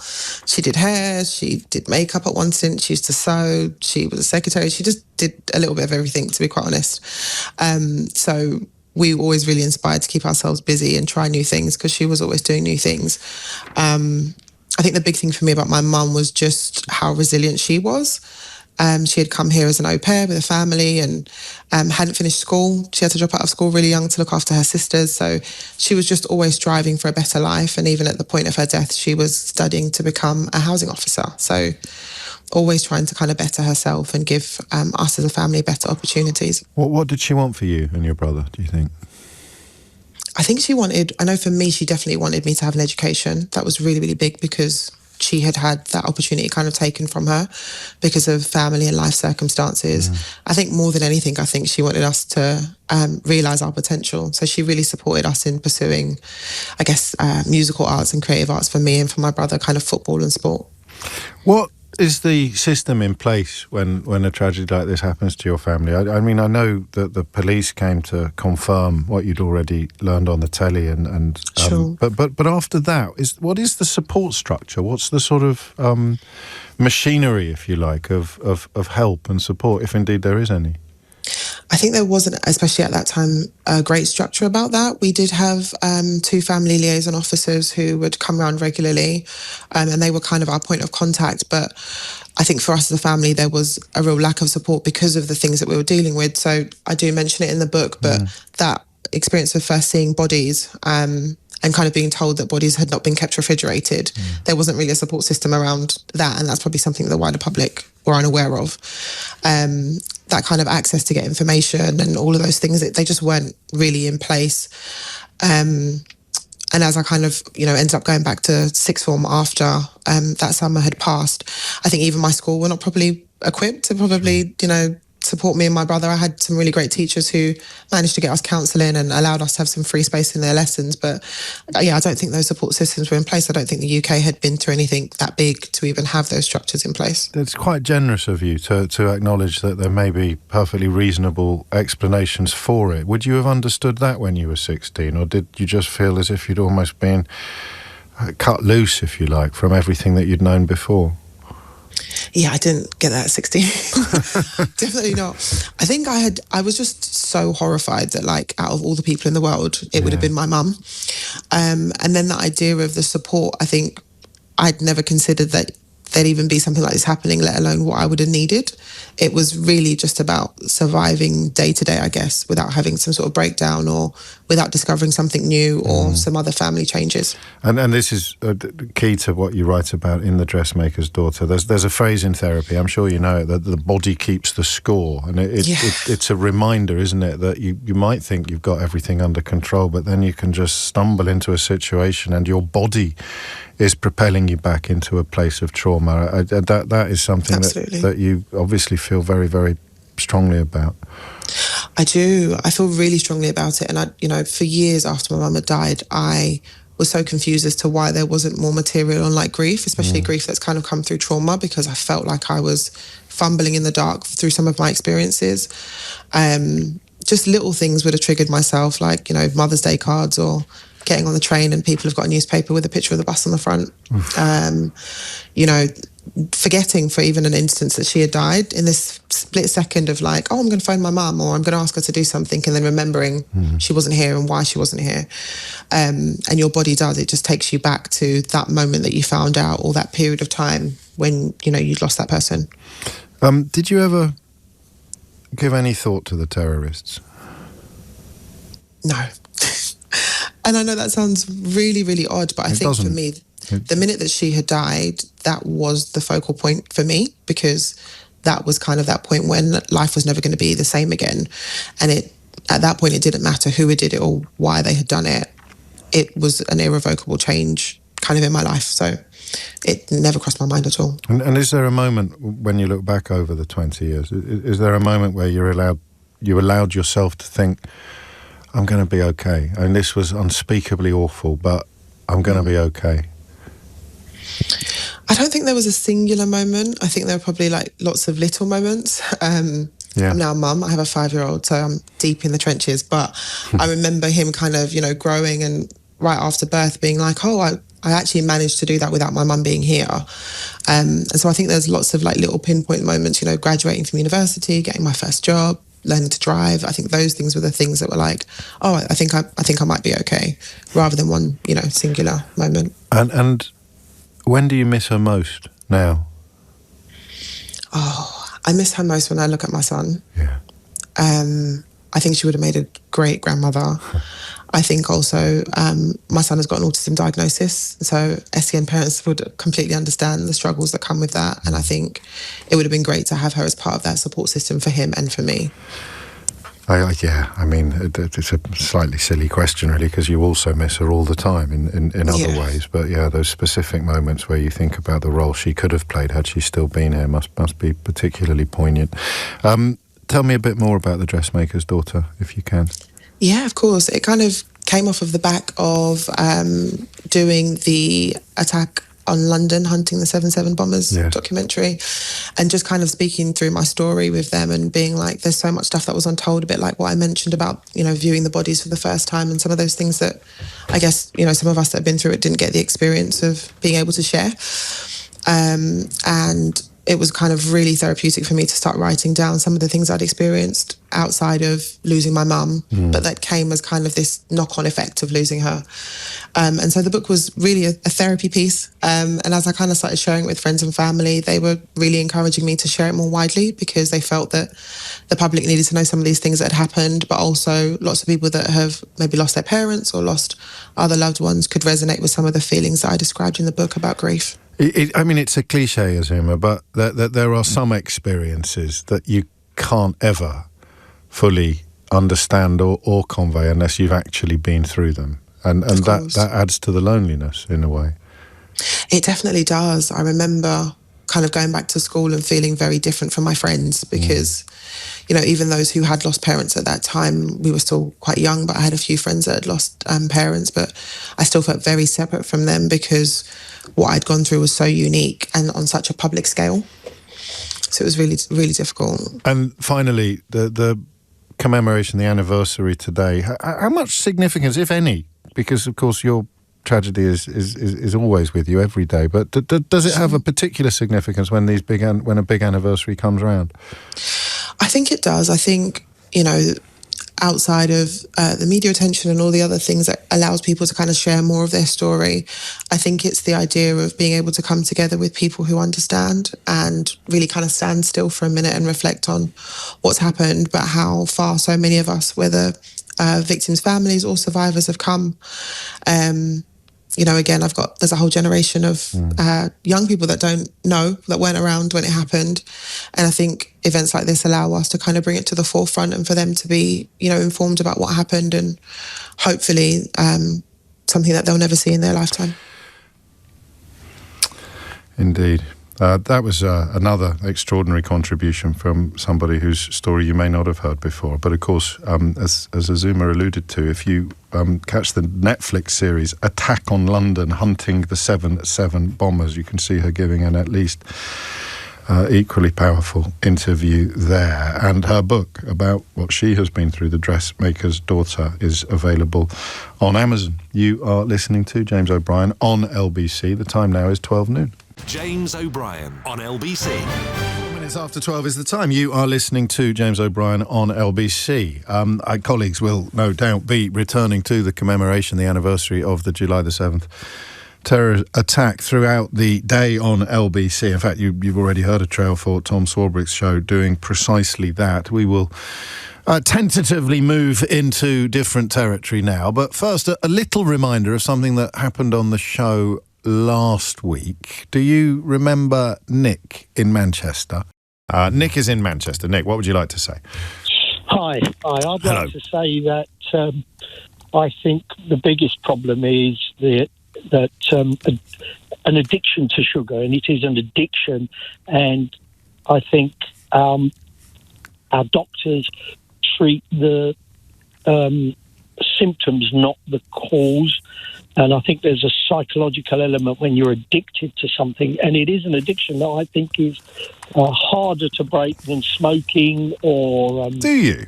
100%. I live it every day. What, you suffer from it? Every day. Sorry?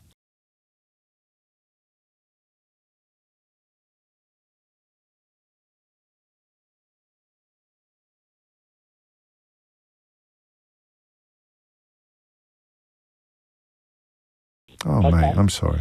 And I will quite happily, with absolute excruciating pain, walk to a fridge and tell myself I shouldn't be doing this, grab myself something sweet, eat it, and as I eat it, I'm telling myself off, and then I'll go back to the fridge and get something else that's sweet, because I've got a craving for it, and I just can't stop. I'm sorry. And then I will walk back and sit on a sofa with even more pain and tell myself how stupid I am.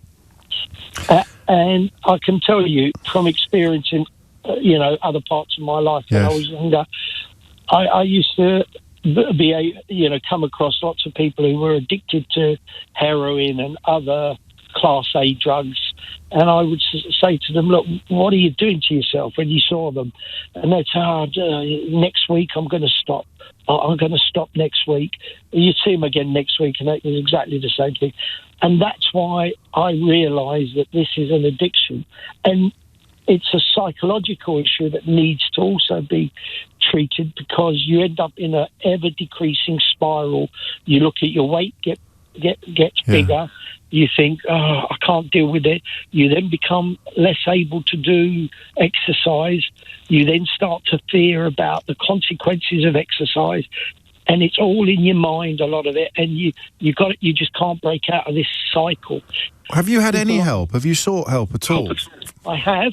Go on. But the help that's available is don't eat this food and don't eat that food.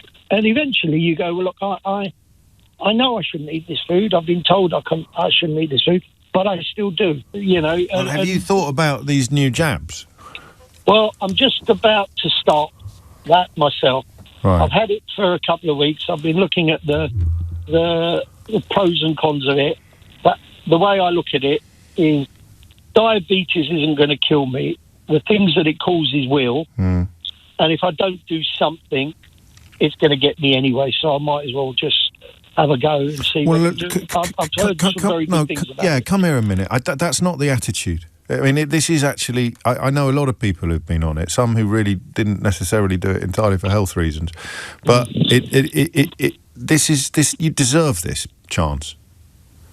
Oh, 100%. I get it. It. And I honestly believe, once I get it in my head, that this is the right thing to do. Well, let's help you. How can we get it in your head? What can I do to help get it in your head now? That's the point I'm making. The point I'm making is I'm so comfortable with the addiction that I've got to sugar that even with the thing sitting in my fridge for the last 2 weeks, I'm looking for excuses not why to start I shouldn't take it. because of that, because of those dopamine hits you get when you have a fix. That's what it is. And you're frightened of missing them. You're frightened of missing those hits. I gave up smoking in the mid 1990s, and I replaced it with an addiction with sugar. Gosh. And I'm not sure which was worse. Right, I'm going to check in on you. When are you going to do the first jab? I'm going to start on Monday. Right, and we're definitely starting on Monday, because one thing addicts do, like you just said to me about the heroin addicts you used to encounter, I'll do it next week, Nick, they used to say, didn't they? That's right, they did indeed. That's what you've just done. But I'm definitely going to start it Monday. I'm going to ring you on Monday, is that all right? And guess what? It's Monday, and we're going to give him a ring in about 20 minutes' time. This is all consenting adults, just for the avoidance of doubt. It's just coming up to 12:10. I want to talk about the wealth tax now. Neil Kinnock's suggestions that we need one.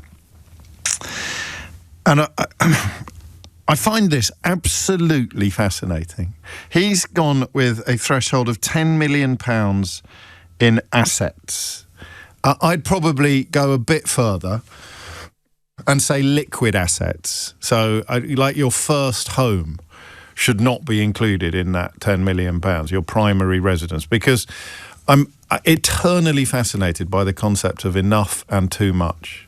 What is enough and what is too much? Were you not drawn, as I was, to the climb down or U-turn on winter fuel payments, introducing a threshold of £35,000 for pensioners, that being the figure above which you wouldn't qualify for a winter fuel allowance? So, spoiler alert, pretty much everybody is below it. The distribution of wealth in this country is frankly extraordinary. Where you look at the average, the way we talk, for example, about VAT on private school fees, our lovely guest at the end of last week, the lovely caller who had a very particular set of circumstances deserving of our sympathy, but generally speaking, the way members of my profession crack open the tiny violins for people required to pay VAT on school fees, but are dismissive or even downright unpleasant about people who are struggling to get by, even when they are in work. God forbid that they should be temporarily or even long-term out of work, because obviously that involves a complete surrender of all humanity and any claim whatsoever upon the compassion of your fellow human beings, apparently. But if you can't pay school fees, or even if you can pay them but you'd rather not, then that is a source of epic sympathy from members of the right-wing media, and they will have a fit of the vapours at Neil Kinnock's suggestion, Lord Kinnock's suggestion at the weekend, that we should level a tax on assets worth more than £10 million, and that to do so would raise up to £11 billion for the Treasury. Companies that are involved in looking after very, very high net worth individuals are currently commissioning all manner of, quotes, research and end quotes, deliberately designed to convey the idea that very, very rich people are leaving these shores in their droves. The reality, as is often the case with research commissioned to fit a very, very specific and predetermined narrative, is rather different. But the notion of a wealth tax, a bit like inheritance tax, doesn't actually reach the parts that many people on the left expect it to. So I want, I think, to talk about thresholds. How much is enough? So I don't think anyone will be shocked to learn that this would not affect me. I do not have £10 million in liquid assets. Neither do I have £10 million in illiquid assets or whatever the figure is. But I am comfortably off. I don't know if I'm over the finish line yet. Like if everything went south tomorrow, I don't, for example, have health insurance, so I wouldn't necessarily be... I've got life insurance, but I don't have a health insurance in the way of like Bupa or something like that. But I don't think that would affect things. If everything went horribly wrong tomorrow, I think we'd be all right. We wouldn't necessarily be able to sustain the lifestyle that we currently enjoy, but neither would we be down at the 21st century equivalent of the workhouse. And in earning terms, then last couple of years of my life, since I started writing books, I've been doing better than perhaps I ever expected to do. But I'm not wealthy. That may sound odd. I'm not wealthy in the sense of a wealth tax. And I find it extraordinary that people who are supremely comfortable, people who are more comfortably off than most of us ever dream of being, and £10 million in liquid assets seems to me to be a fairly good threshold for that, would object to a relatively small levy on money that they are never in a million years going to need. I find it absolutely fascinating. So I think the question I want to ask you, why... I don't know if it's worked or not. Crikey, we could list all the people that will be railing from the rooftops about how awful this is without ever having a single thing to say about, for example, people struggling to feed their children using food banks, or, God forbid, getting bombarded and killed every day in Gaza. It's extraordinary how easily you can slot together various political viewpoints and political outlooks. But the point here is whether or not it's already worked. You look at the statistics on inheritance tax, and huge swathes of the population who will never in a billion years be affected by inheritance tax are persuaded that it's awful. But this is a bit different, because this says you've got 10 million quid free and clear, right? Free and clear. And any money above that 10 million quid, we're going to have a little nibble at. 0.5%, 1%, I mean, whatever it is. 2%, I think Neil Kinnock suggested. But, it doesn't even have to be that high. He goes, the UK earned incomes have stagnated in real terms while asset values have zoomed. Even by going for an imposition of 2% on asset values above £10 million, say, the government would be in a position to collect £10 or £11 billion a year. So if you've got assets, you are currently paying in tax a fraction of what you would be, well, you're paying nothing actually on an asset, but if your asset is earning you money, so if it's going up in value, the percentage of that increase in value that you pay is lower than what everybody else is paying in income tax in percentage terms. So I am not immediately persuaded by the infinite power of a wealth tax. It seems to me to have landed quite heavily in somewhat lazy and often simplistic political worldviews. But if you look at a country where equality is a thing of the past and where wealth distribution is an absolute disaster, the idea of taking from those with the very most in order to help fix all that is wrong with our country, brackets arguably as a direct consequence of introducing policies designed to help those with the very most. Have a look at what Trump is doing in the United States of America, redistributing wealth from people too poor to pay health insurance into the pockets of the billionaires who've funded his entire project. So that point there is that you have to, unless you're going to go full Hunger Games, or unless we're going to go back to ancient Rome, unless we're going to go medieval, feudal, you have to at some point say, we need to recalibrate. You think of the concentration of wealth at the very top of the pyramid in recent years. Just look at the numbers and the fact that your kids can't afford to buy a house while the people at the very top have got richer and richer and richer. Things have gone feudal. Feudal. Where would you go? How would we decide? If you needed to raise a ton of money tomorrow, spoiler alert, we kind of do, particularly after that welfare defeat.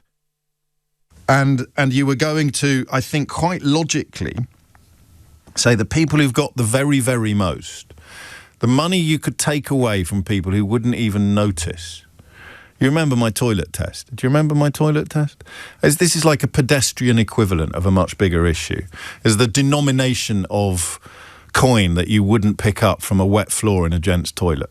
So whether it's a 10 pence piece or a 50 pence piece, a pound coin, a £5 note, now that they're waterproof, this works, £10 note, £20 note, would you actually bend down, rinse it off and pick it up if it was in an actual urinal? Some people would, even if they were already as rich as Croesus, and some of us would perhaps balk at the thought of it, even if it was a sum of money that we would actually notice. But how do we decide? How do we decide who to go for? So I think 10 million is quite a sensible figure. 10 million in liquid assets. So leave your primary residence out of it. And we can find holes in this. All right, I'm going to move house so that all of my assets are now tied up in my primary residence. But don't start splitting hairs and being pedantic at the earliest stage. The question I've got for you is this, and I'd like you to answer it in the first person, actually, if you can. I don't think that's too big an ask. Why don't people who will never, ever, ever pay a wealth tax like wealth taxes? 0345 60 973. How on earth can anybody be opposed to a policy that says to people who've got more than they could ever need, we're going to take a little bit, a tiny, tiny, tiny little bit of that and share it? Why does this not work? Does it speak to the human condition? Does it speak to psychology? Does it speak to successful media manipulation? Which is, I think, roughly what's happened with inheritance tax. But when somebody like Lord Kinnock cautiously and casually suggests that if you've got over £10 million in liquid assets, we're going to take a tiny slice of all that money that you just don't and will never need. Why? I mean, why don't really wealthy people like it? 0345 60 973, given that it's not going to affect them at all. But crucially, why don't the rest of us? Nice message from Karen. She says, ugh, but £1 in answer to what are you doing in the gents anyway, Karen? You've got no business hanging around the urinals. So that's the question that I want you to answer. Why don't people who would never, ever, ever, ever, ever, ever, ever be affected by a wealth tax profess to hate the idea of a wealth tax? Hit the numbers now. You will get through. James O'Brien on LBC. 21 minutes after 12 is the time. I give you a little bit of a secret insight into how the radio business works, because we've spent 2 hours commemorating the 7/7 attacks of 2005. Then I can comfortably reassure you that you've got a better chance of getting through to the programme now than you will have at any other point this week, not least because it is quite a crunching gear change. But it is a gear change inspired by Lord Kinnock. And I haven't fully articulated the question that I want you to answer. The easy one to answer is this. Why don't people who will never, ever, ever be affected by a wealth tax accept positively, the people who don't pay it will benefit from it? Why don't they like wealth taxes? Is it a triumph of manipulation and propaganda, or is it the old Steinbeck line about the world being full of temporarily embarrassed millionaires? 0345 60 973. But what eternally fascinates me is the contradiction between enough and too much. What is enough? Elon Musk doesn't think he's got enough money. Elon Musk wants more. And I think that's sociopathic, or even perhaps psychopathic. But I could just about portray myself as someone who hasn't quite got enough, and yet I'm by most standards, by national averages and all of that kind of thing, I'm very comfortably off. But that's the difference between earnings and wealth. It's the difference between generational wealth quite often. If you're not set to inherit anything, or let's just, for the sake of argument, if you're not set to inherit anything that would actually qualify for inheritance tax, if that threshold hasn't been reached, then you're not setting your children up for life. And life and life and life. When I first started knocking about with posh people, I didn't know what a trust fund was. I'm still not entirely sure what a trust fund is, but a trust fund is money set in trust for future generations of your own family, for the seedlings, not even dreamt of on your family tree, and the trustees are in control of it. So if you've got, say, £500,000 in a trust fund and you want to buy a flat, you go to the trustees and you make the case to buy the flat. They're there to make sure you're not going to put it all up your nose or spend it all on a Bugatti supercar. And that's a level of wealth that most of us cannot conceive of. A significant enough sum of money to A, qualify for a trust fund, and B, be provided in some cases for family members that barely exist yet. It would be grandchildren, most obviously, and children. And it is a tax-efficient way of bequeathing money to future generations. That's the thing that, what percentage of the population is going to fall into a category for whom that matters? And they don't have enough. They still don't think they have enough, because they're using a tax-efficient method to pass that money on to future generations. What happens? And no one's going to ring me and tell me. And I don't know if I'd be honest enough to do it on the radio if it happened to me. If I had £10 million in liquid assets and I wanted to explain to you why I shouldn't be paying a wealth tax, why I shouldn't be handing over money that I'm never going to need and the loss of which would never affect me, I don't know if I'd even be able to explain it. You want someone, really, don't you, who grew up not poor, but adequate, grew up with just about enough, and would once have sat here like I do, marvelling at the existence of people with £10 million in liquid assets who think that the notion of a wealth tax is obnoxious, and then suddenly they've got £10 million in liquid assets, and they can tell you why they hate it. It's got to be beyond greed and selfishness, hasn't it? It's got to speak to something beyond greed and selfishness because it affects people who are never going to have to pay it. That's what I want to know, the psychology of it. Definitely not the sort of hair-splitting economics of it, or the symbolism, if you're coming at it from the other angle. Presume that it is a scheme that works brilliantly and would deliver all of the benefits that Lord Kinnock said it would. Why would people still not like it, even as they would only benefit from it, as opposed to pay it? Zach's in Manchester. Zach, what would you like to say? A little bit nervous, first time caller. It's only me. So go easy. Very good. I just think it's a bad idea because if you're trying to attract investors and wealthy people who are going to create businesses and invest in it, it's going to turn them off, and two, if you think about like assets, it can go up and down in value quite quickly. So say if you had a stock portfolio that was worth 12 million and then it got valued at that, and then 2 months later the stock market crashed and then it was worth 9 million, are you going to give people a refund then on the tax they paid potentially 2 weeks earlier? No, because they paid it on wealth. They paid it on wealth that they had, and then they won't be required to pay it on wealth that they don't have. Yeah, but that wealth that they had could then be worth a lot less versus when you get. And then they won't have to pay. And then they won't have to pay tax on it because it won't be wealth. It won't be the same level of wealth. That's why you have a threshold. Yeah, but that's value. Tell me about the people who've got £10 million in liquid assets who would think, right, I'm definitely not opening a business in that country because I might be required to pay 2% on anything above that figure that I end up with. I mean, what makes that? I'm going to go out on a limb and say you're not one of them. No, definitely not one of them. And are you ever likely to be one of them? Probably not.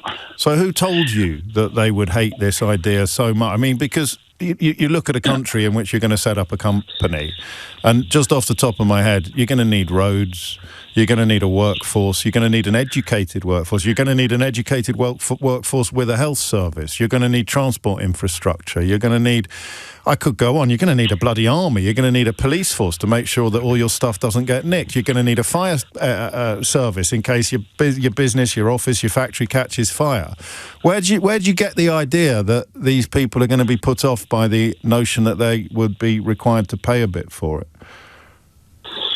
Well, you see in the UK, people, the millionaires are leaving massively for the Middle East. That's a very, very questionable piece of research, or pieces of research undertaken largely by companies that are dedicated to protecting the interests of the super wealthy. So, I mean, we can park that for the time being because the kind of people punting that in the British media are also the kind of people who pretend to be patriots. If you don't want to be in this country, then sayonara. Don't let the door hit you on the backside on the way out.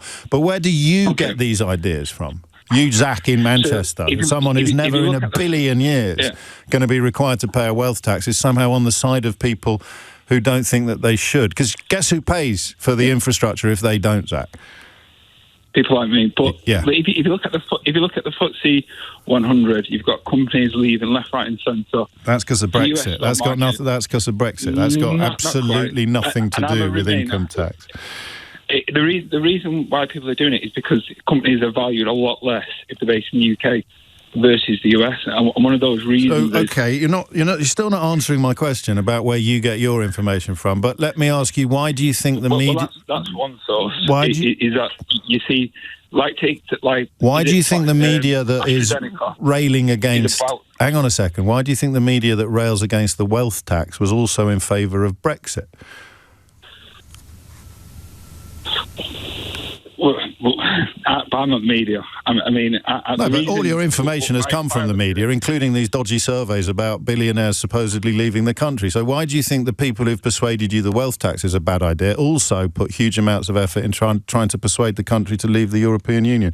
And companies aren't leaving. I mean, that's just factually, observably untrue. Well, AstraZeneca is looking at leaving the UK. AstraZeneca, it has been reported, is thinking about relisting somewhere else for a whole heap of reasons, none of which are linked to a non-existent wealth tax or even changes to national insurance. But, I mean, that's why I'm interested in where you think you're getting your information from. But answer the Brexit question first.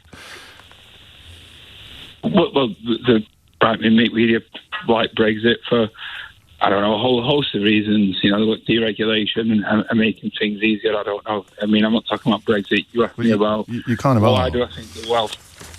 Because you were talking about companies. You were talking about companies actually leaving. Well, actually, no. You were talking about a country thinking about leaving the country. No. Where they list their stocks. Okay. And that's been more heavily impacted by Brexit than it has been by a non-existent wealth tax. It's because a stock tends to be higher if it moves over to the US. They're not moving to Europe. They're moving to the US. What's this got to do with the wealth tax? Because one type of wealth is stocks and shares, right? That's a very liquid asset. You can own stocks in a company. But they're probably worth £12 million. Yeah. But if you own it in the FTSE, it'll be then subject to this wealth tax that you're talking about. Right. Versus if you own it in the Nasdaq, which then it wouldn't be. So that's another reason to take money out of the US stock market. But it would be. It would still be your asset. What? If you're a US investor, it wouldn't be. You just think, I'll just put it in the UK. No, they've changed the law on that. It's got them into quite a lot of trouble. They would be taxed on that here.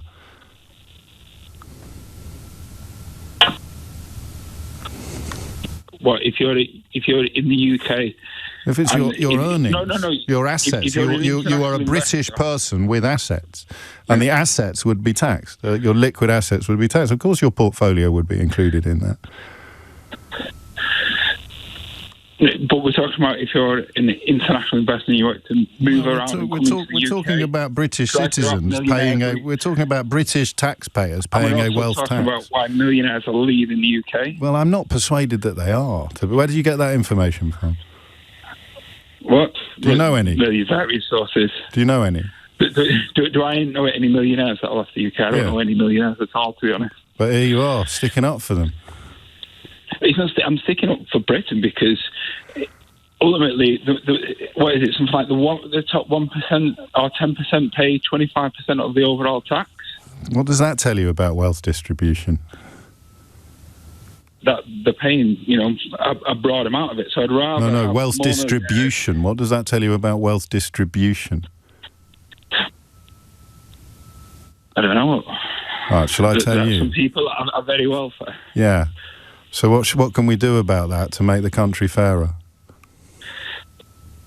But is it about making the country fairer, or is it about making everyone better off? No, it's about making the country fairer. So if you've got a tiny, tiny number of people who are inconceivably wealthy, and the country doesn't really feel as if it is a place where everybody is being properly looked after, what might you do to address that inequality or that completely unfair distribution of wealth? Because I love the point you make about the tiny percentage of people paying a disproportionate amount of tax, because that's proof of the problem that we're trying to solve. It's not something you offer up as a reason why we shouldn't try to solve the problem.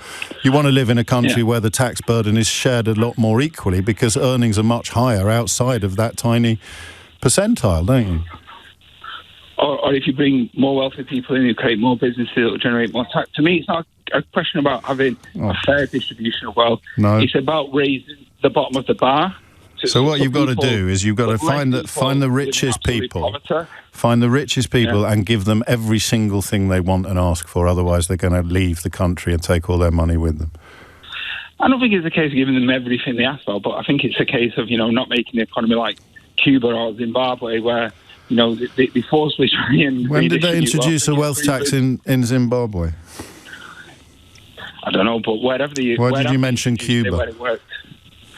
because that's a country that's played with. I'll ask you again. What are your main sources for your economic opinions, do you think? Research, internet, university. Okay. Yeah. It's 12:34. Amelia Cox has your headlines. James O'Brien on LBC. It's 12:37. You're listening to James O'Brien on LBC. We'll catch up with Nick in Manchester shortly and see if he's got his foot on the foothills of recovery, really, from the sugar addiction that he described in such powerful terms last week. Speaking of last week, I meant to share, I think I shared this with you then. It was published on the 10th of June 2025 by the Tax Justice Network. And it speaks both to where the idea comes from and who is sowing the idea that our last caller articulated so effectively. A millionaire exodus, reports the Tax Justice Network, widely reported by news outlets around the world in 2024 and credited for the UK Labour government's decision to weaken tax reforms, did not occur.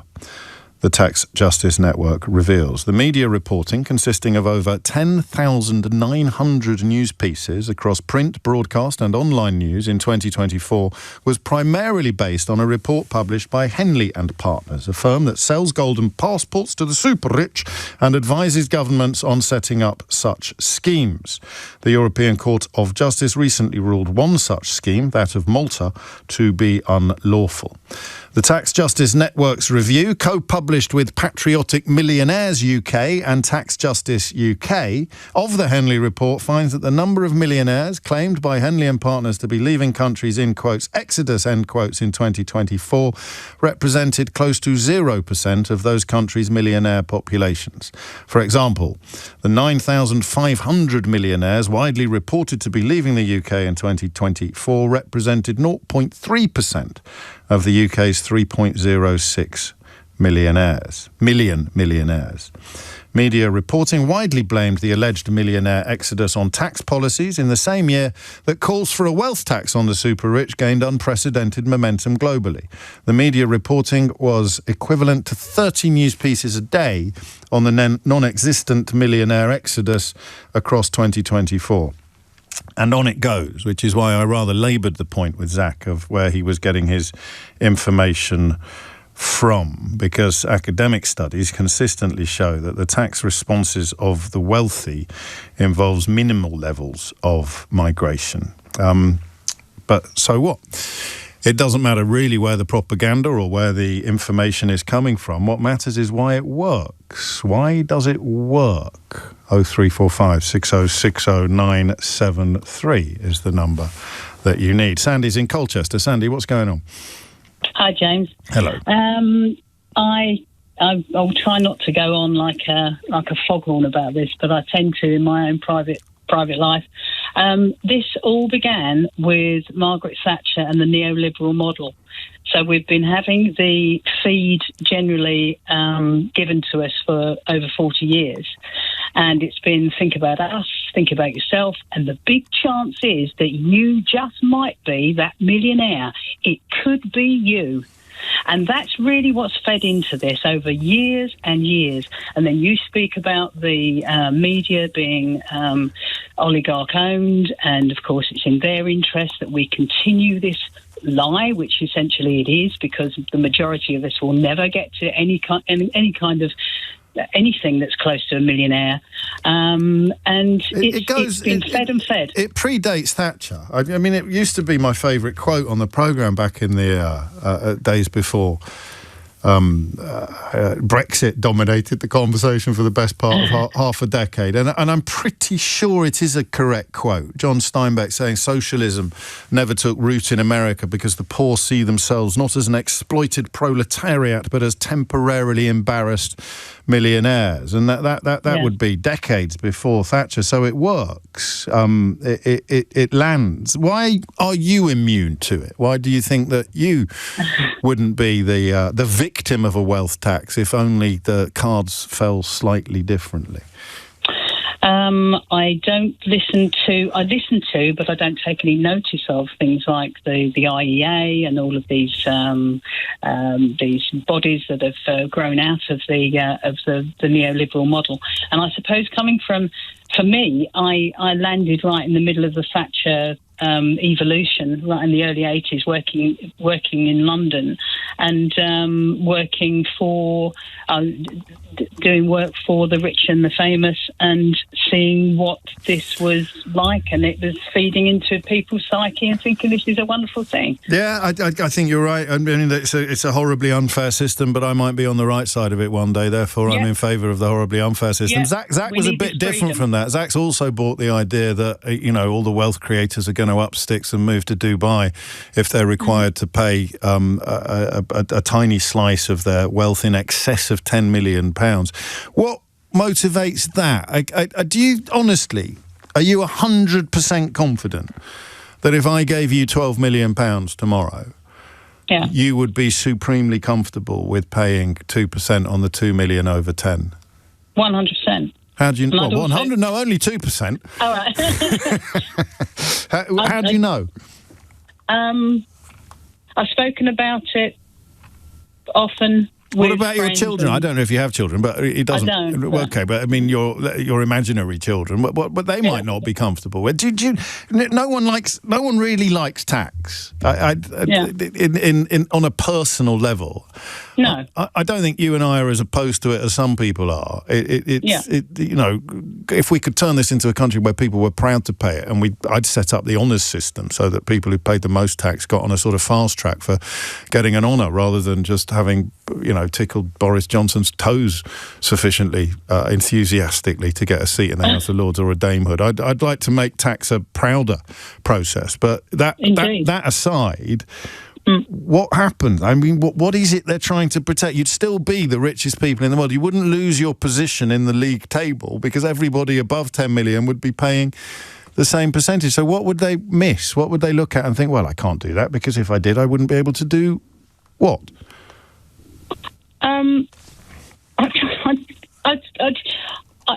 I would pay tax, and I would be happy to do it. Yeah. I think I've looked at the destruction over the 14 years of Tory destruction of the NHS and the social care and police force and all of the stuff that just has gone rotten because of austerity. And that's really ingrained into me, thinking if I was ever in any position to be able to help, I definitely See, I would do believe it, you. it's a win-win. I believe you, but I'm not as confident as you are in my own integrity. I don't know if someone gave me 20 million quid, whether or not I'd suddenly become an enemy of the wealth tax, because I'd immediately be thinking about what it would be like to have 25 million quid. This is what I mean by the psychology of it.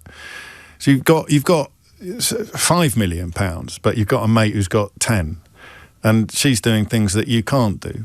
I don't know what those things are: planes and yachts and automobiles and all sorts of things, and even trains. But you're just thinking, whatever you've got, you sort of look over the horizon at what you haven't got, and you become a bit covetous of it. I think, and I don't think you do suffer from that, and I don't think I do particularly, but I get it, and I wonder, and I note people who don't seem to suffer from that condition at all.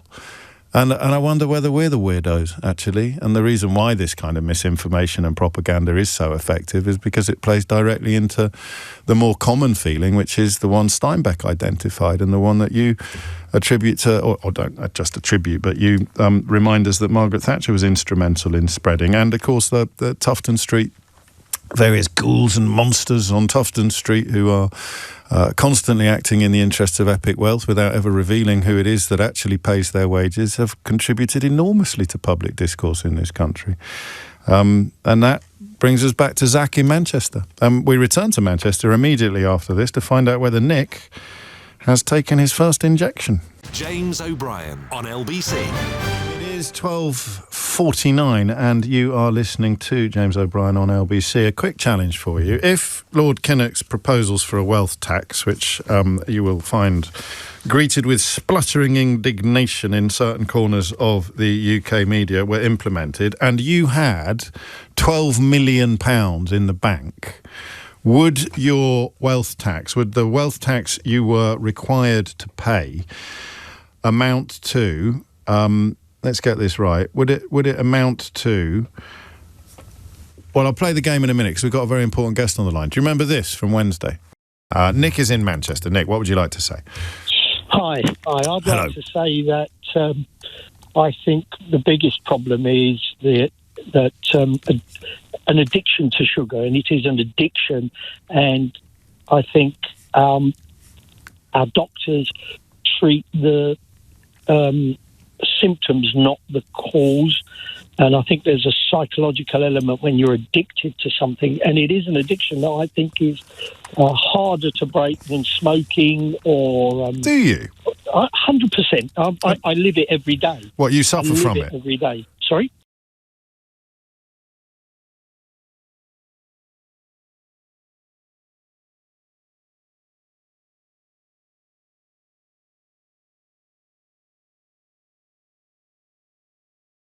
Oh, okay. Mate, I'm sorry.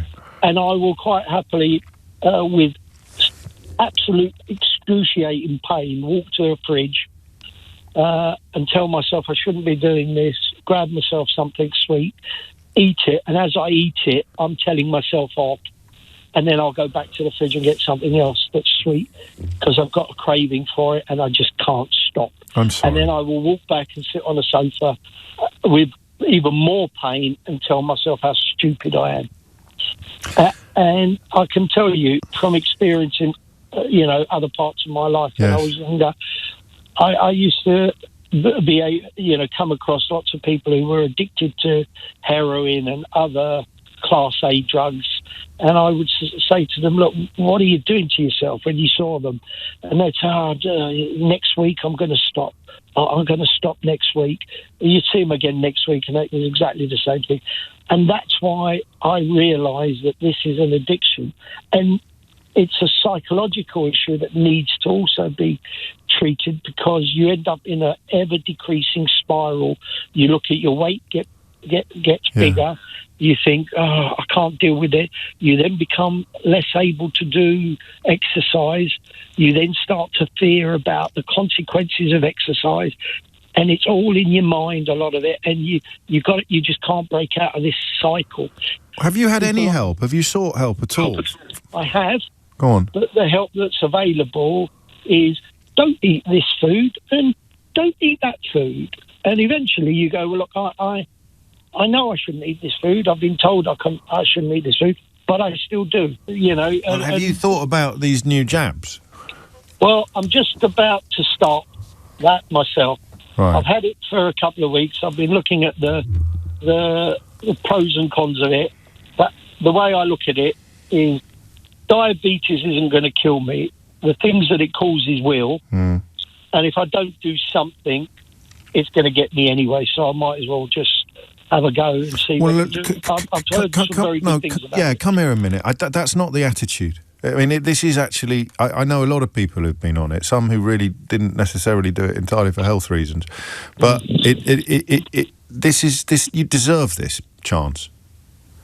Oh, 100%. I get it. It. And I honestly believe, once I get it in my head, that this is the right thing to do. Well, let's help you. How can we get it in your head? What can I do to help get it in your head now? That's the point I'm making. The point I'm making is I'm so comfortable with the addiction that I've got to sugar that even with the thing sitting in my fridge for the last 2 weeks, I'm looking for excuses not why to start. I shouldn't take it. Because of that, because of those dopamine hits you get when you have a fix. That's what it is. And you're frightened of missing them. You're frightened of missing those hits.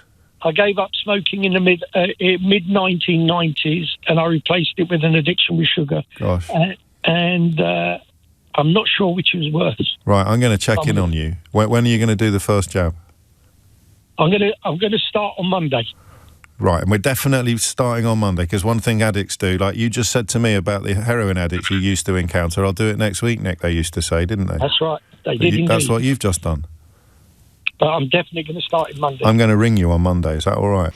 And I have. Here he is. Nick is in Manchester. Just to clarify, in case anyone needs This is all prescribed. It's all prescribed by medical professionals, and anybody in similar situation to Nick should also seek medical advice from those professionals, just as Nick has. How are you, mate?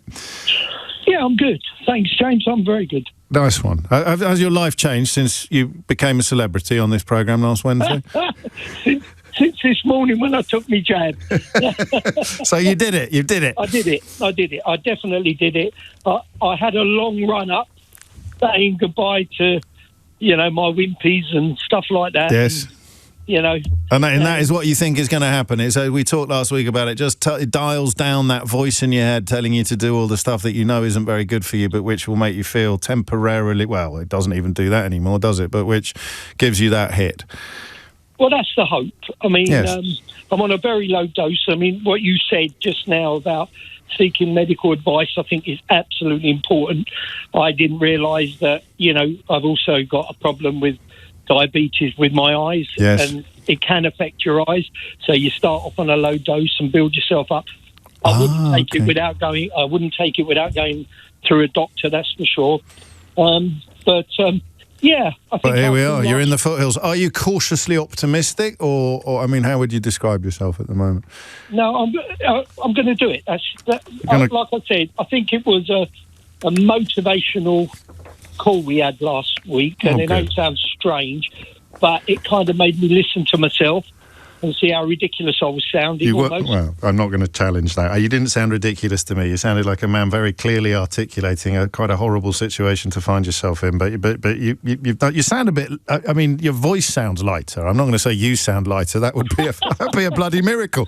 But you do sound. You sound as if the weight of the world is not sitting on your shoulders quite as heavily as it was this time last week. But that could be for a whole bunch of reasons. Do you know? Because I was sitting on the fence, James. Right. Once you get off the fence, you've made that decision. I've done that now. Onwards and upwards. Well, let's do it. All right, I'm going to check in with you. I'll let you and Eleanor decide when we're going to check in. We're here to help you, support you if you want us to. Whatever happens, to be clear, But well done, mate. I'll tell you what. 17 stone 3 today. I'll give you a call next month and let you know how I'm doing. It's a date. It's a flipping date. Stay safe, Nick. All right. God bless you, mate. Cheers. God bless you. Oh, that's lovely. You usually have.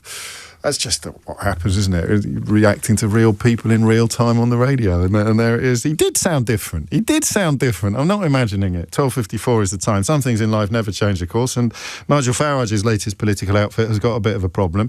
Is the number of MPs that were elected at the last general election who have had to leave the party 4%, 14%, or 40%? Henry Riley is here. Well, they started off with 5, you'll remember, MPs. Then they went down to 4 MPs when there was the argument with Rupert Lowe.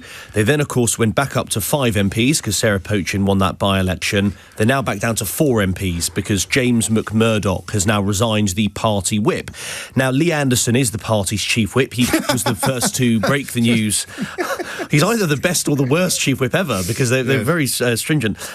He said, I've today received a call from James McMurdoch, who's advised me that I should remove the party whip from him pending the outcome of an investigation. Now, this was reported in the Sunday Times, James, that Mr McMurdoch took out £70,000 in loans back in 2020, which he said were from the government's bounce back scheme. So he borrowed £50,000 for one particular business, which is Jam Financial Limited. It had no employees and £5,000 in assets until the COVID pandemic, and the turnover for a company like that to receive a £50,000 loan would be expected to be around £200,000. There was then another company called Gym Live Health and Fitness, and it said that he borrowed £20,000 for that. Again, that company would need a turnover of around £80,000 to £100,000 under the bounce back scheme to qualify. Now, the companies were due to be struck off, James, yet on the same day back in February 23, that process was halted because of an objection from a third party. I must just tell you from Mr McMurdoch's response, he says that the whip was suspended as a precautionary measure. He said, I spoke to the journalist that all my business dealings, told them, had always been conducted fully within the law and in compliance with all regulations, and that appropriately qualified professionals officials had reviewed all activity, confirming the same. And lastly on this, James, Nigel Farage has just told our colleague Emma Corr, he's just been speaking with her. Well, there was no due diligence done on him at all. Zero. I mean, I inherited this. I said after the last general election last year that I'd put proper professional vetting in place. I've done that. We fielded more candidates than anybody on May the 1st. There was hardly any arguments at all. Now, I can't verify the future of everybody going ahead, but, have we now professionalised the party to stop this sort of thing ever happening again? Yes. So we might see him back then? Let's see what happens. So the bit sort of chink of light at the end there saying you could have him back. Following day, isn't it? Something disastrous happens in Nigel Farage's party, and Nigel Farage is at enormous pains to stress that it has absolutely nothing to do with him. And he's making that point because of vetting, and he's saying this guy. I mean, what's interesting is he's previously sort of thrown him under the bus before, saying, sort of questioning whether he would have passed the whole vetting procedure. Well, he was locked up for kicking his ex-girlfriend's head in. He spent 21 days in a young offenders institution. It was found that he repeatedly kicked 4 occasions his ex-girlfriend. The vetting in then is now going great guns, so presumably all these councillors are producing the goods on a beautiful scale. Well, they did get a professional company in to sort of to lead this vetting, James, but I mean there are cases of councillors or politicians in reform I can cite. Would you like? Have you got any there at your fingertips? There's Lyndon Kemcaran, who's the leader of Kent County Council, who has been in a bit of hot water because of trans books in children's sections of libraries. So they run 99 libraries, the Reform Council there, 5 mobile library vans. They were tasked with removing all trans books from children's sections. It turns out there were none, but there was the Autistic Trans Guide to Life, which was removed from a welcome section, but not a children's section. But nonetheless, there's a big press release saying that that's the case. My favourites, if I'm allowed favourites, are the councils where they're going to fire all the diversity officers who don't have any diversity officers. And there's also a council, I believe, that is now being run by an 18-year-old. There is George Finch, who was sort of thrust into this because the predecessor had to resign. Why did he have to resign? Well, that's unclear at the moment. But they've done all the vetting. Yeah, I think he's saying personal reasons, the initial councillor. But George Finch, he's been in a row with Monica Fogarty, who I don't think is any relation. Monica. There's a row about the pride flag, because Monica Fogarty, as the chief executive, says we are pro the pride flag being flown on Pride Month. George Fincher said, no, I'm the leader of the council, I get to decide. Turns out that it is actually Monica Fogarty who gets to decide. The flag was up for the whole of Pride, but he may now pass a motion in order to give him the power to remove flags. I think you might want to rephrase that.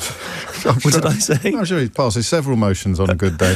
But I that is the answer to Farage's problems then. If his councillors get younger and younger and younger, they won't have been alive for long enough to have beaten up their ex-girlfriends or borrowed money that they allegedly perhaps were not qualified. And then he'll have a clear run at appointment processes, because if he can bring it down to 4-year-olds and 3-year-olds, then there's no danger of there being any skeletons at all in their closets. There are a few. I'll have to another time, James, to bring you some more, because there's a whole sort of list I've got. What is it? It's only Monday. We've got all week. That's it from me for today. If you missed any of today's show, you can listen back on Catch Up. A lot of love coming in for Nick, who I hope is still listening, and people are rooting for you. But I'll tell you what, mate, you already sounded like you didn't need us to root for you, so we will be catching up 17 stone 3 and counting. If you missed any of today's show, you can listen back on Catch Up on Global Player and the LBC app, where you can stay up to date on the top stories and opinion, put your news categories in the order you want, pause and rewind live radio, and listen to a range of podcasts. Download the official LBC app for free from your app store now. Coming up at 4 on LBC, it's Tom Swarbrick, but now it's time for Sheila Fogarty. James O'Brien on LBC.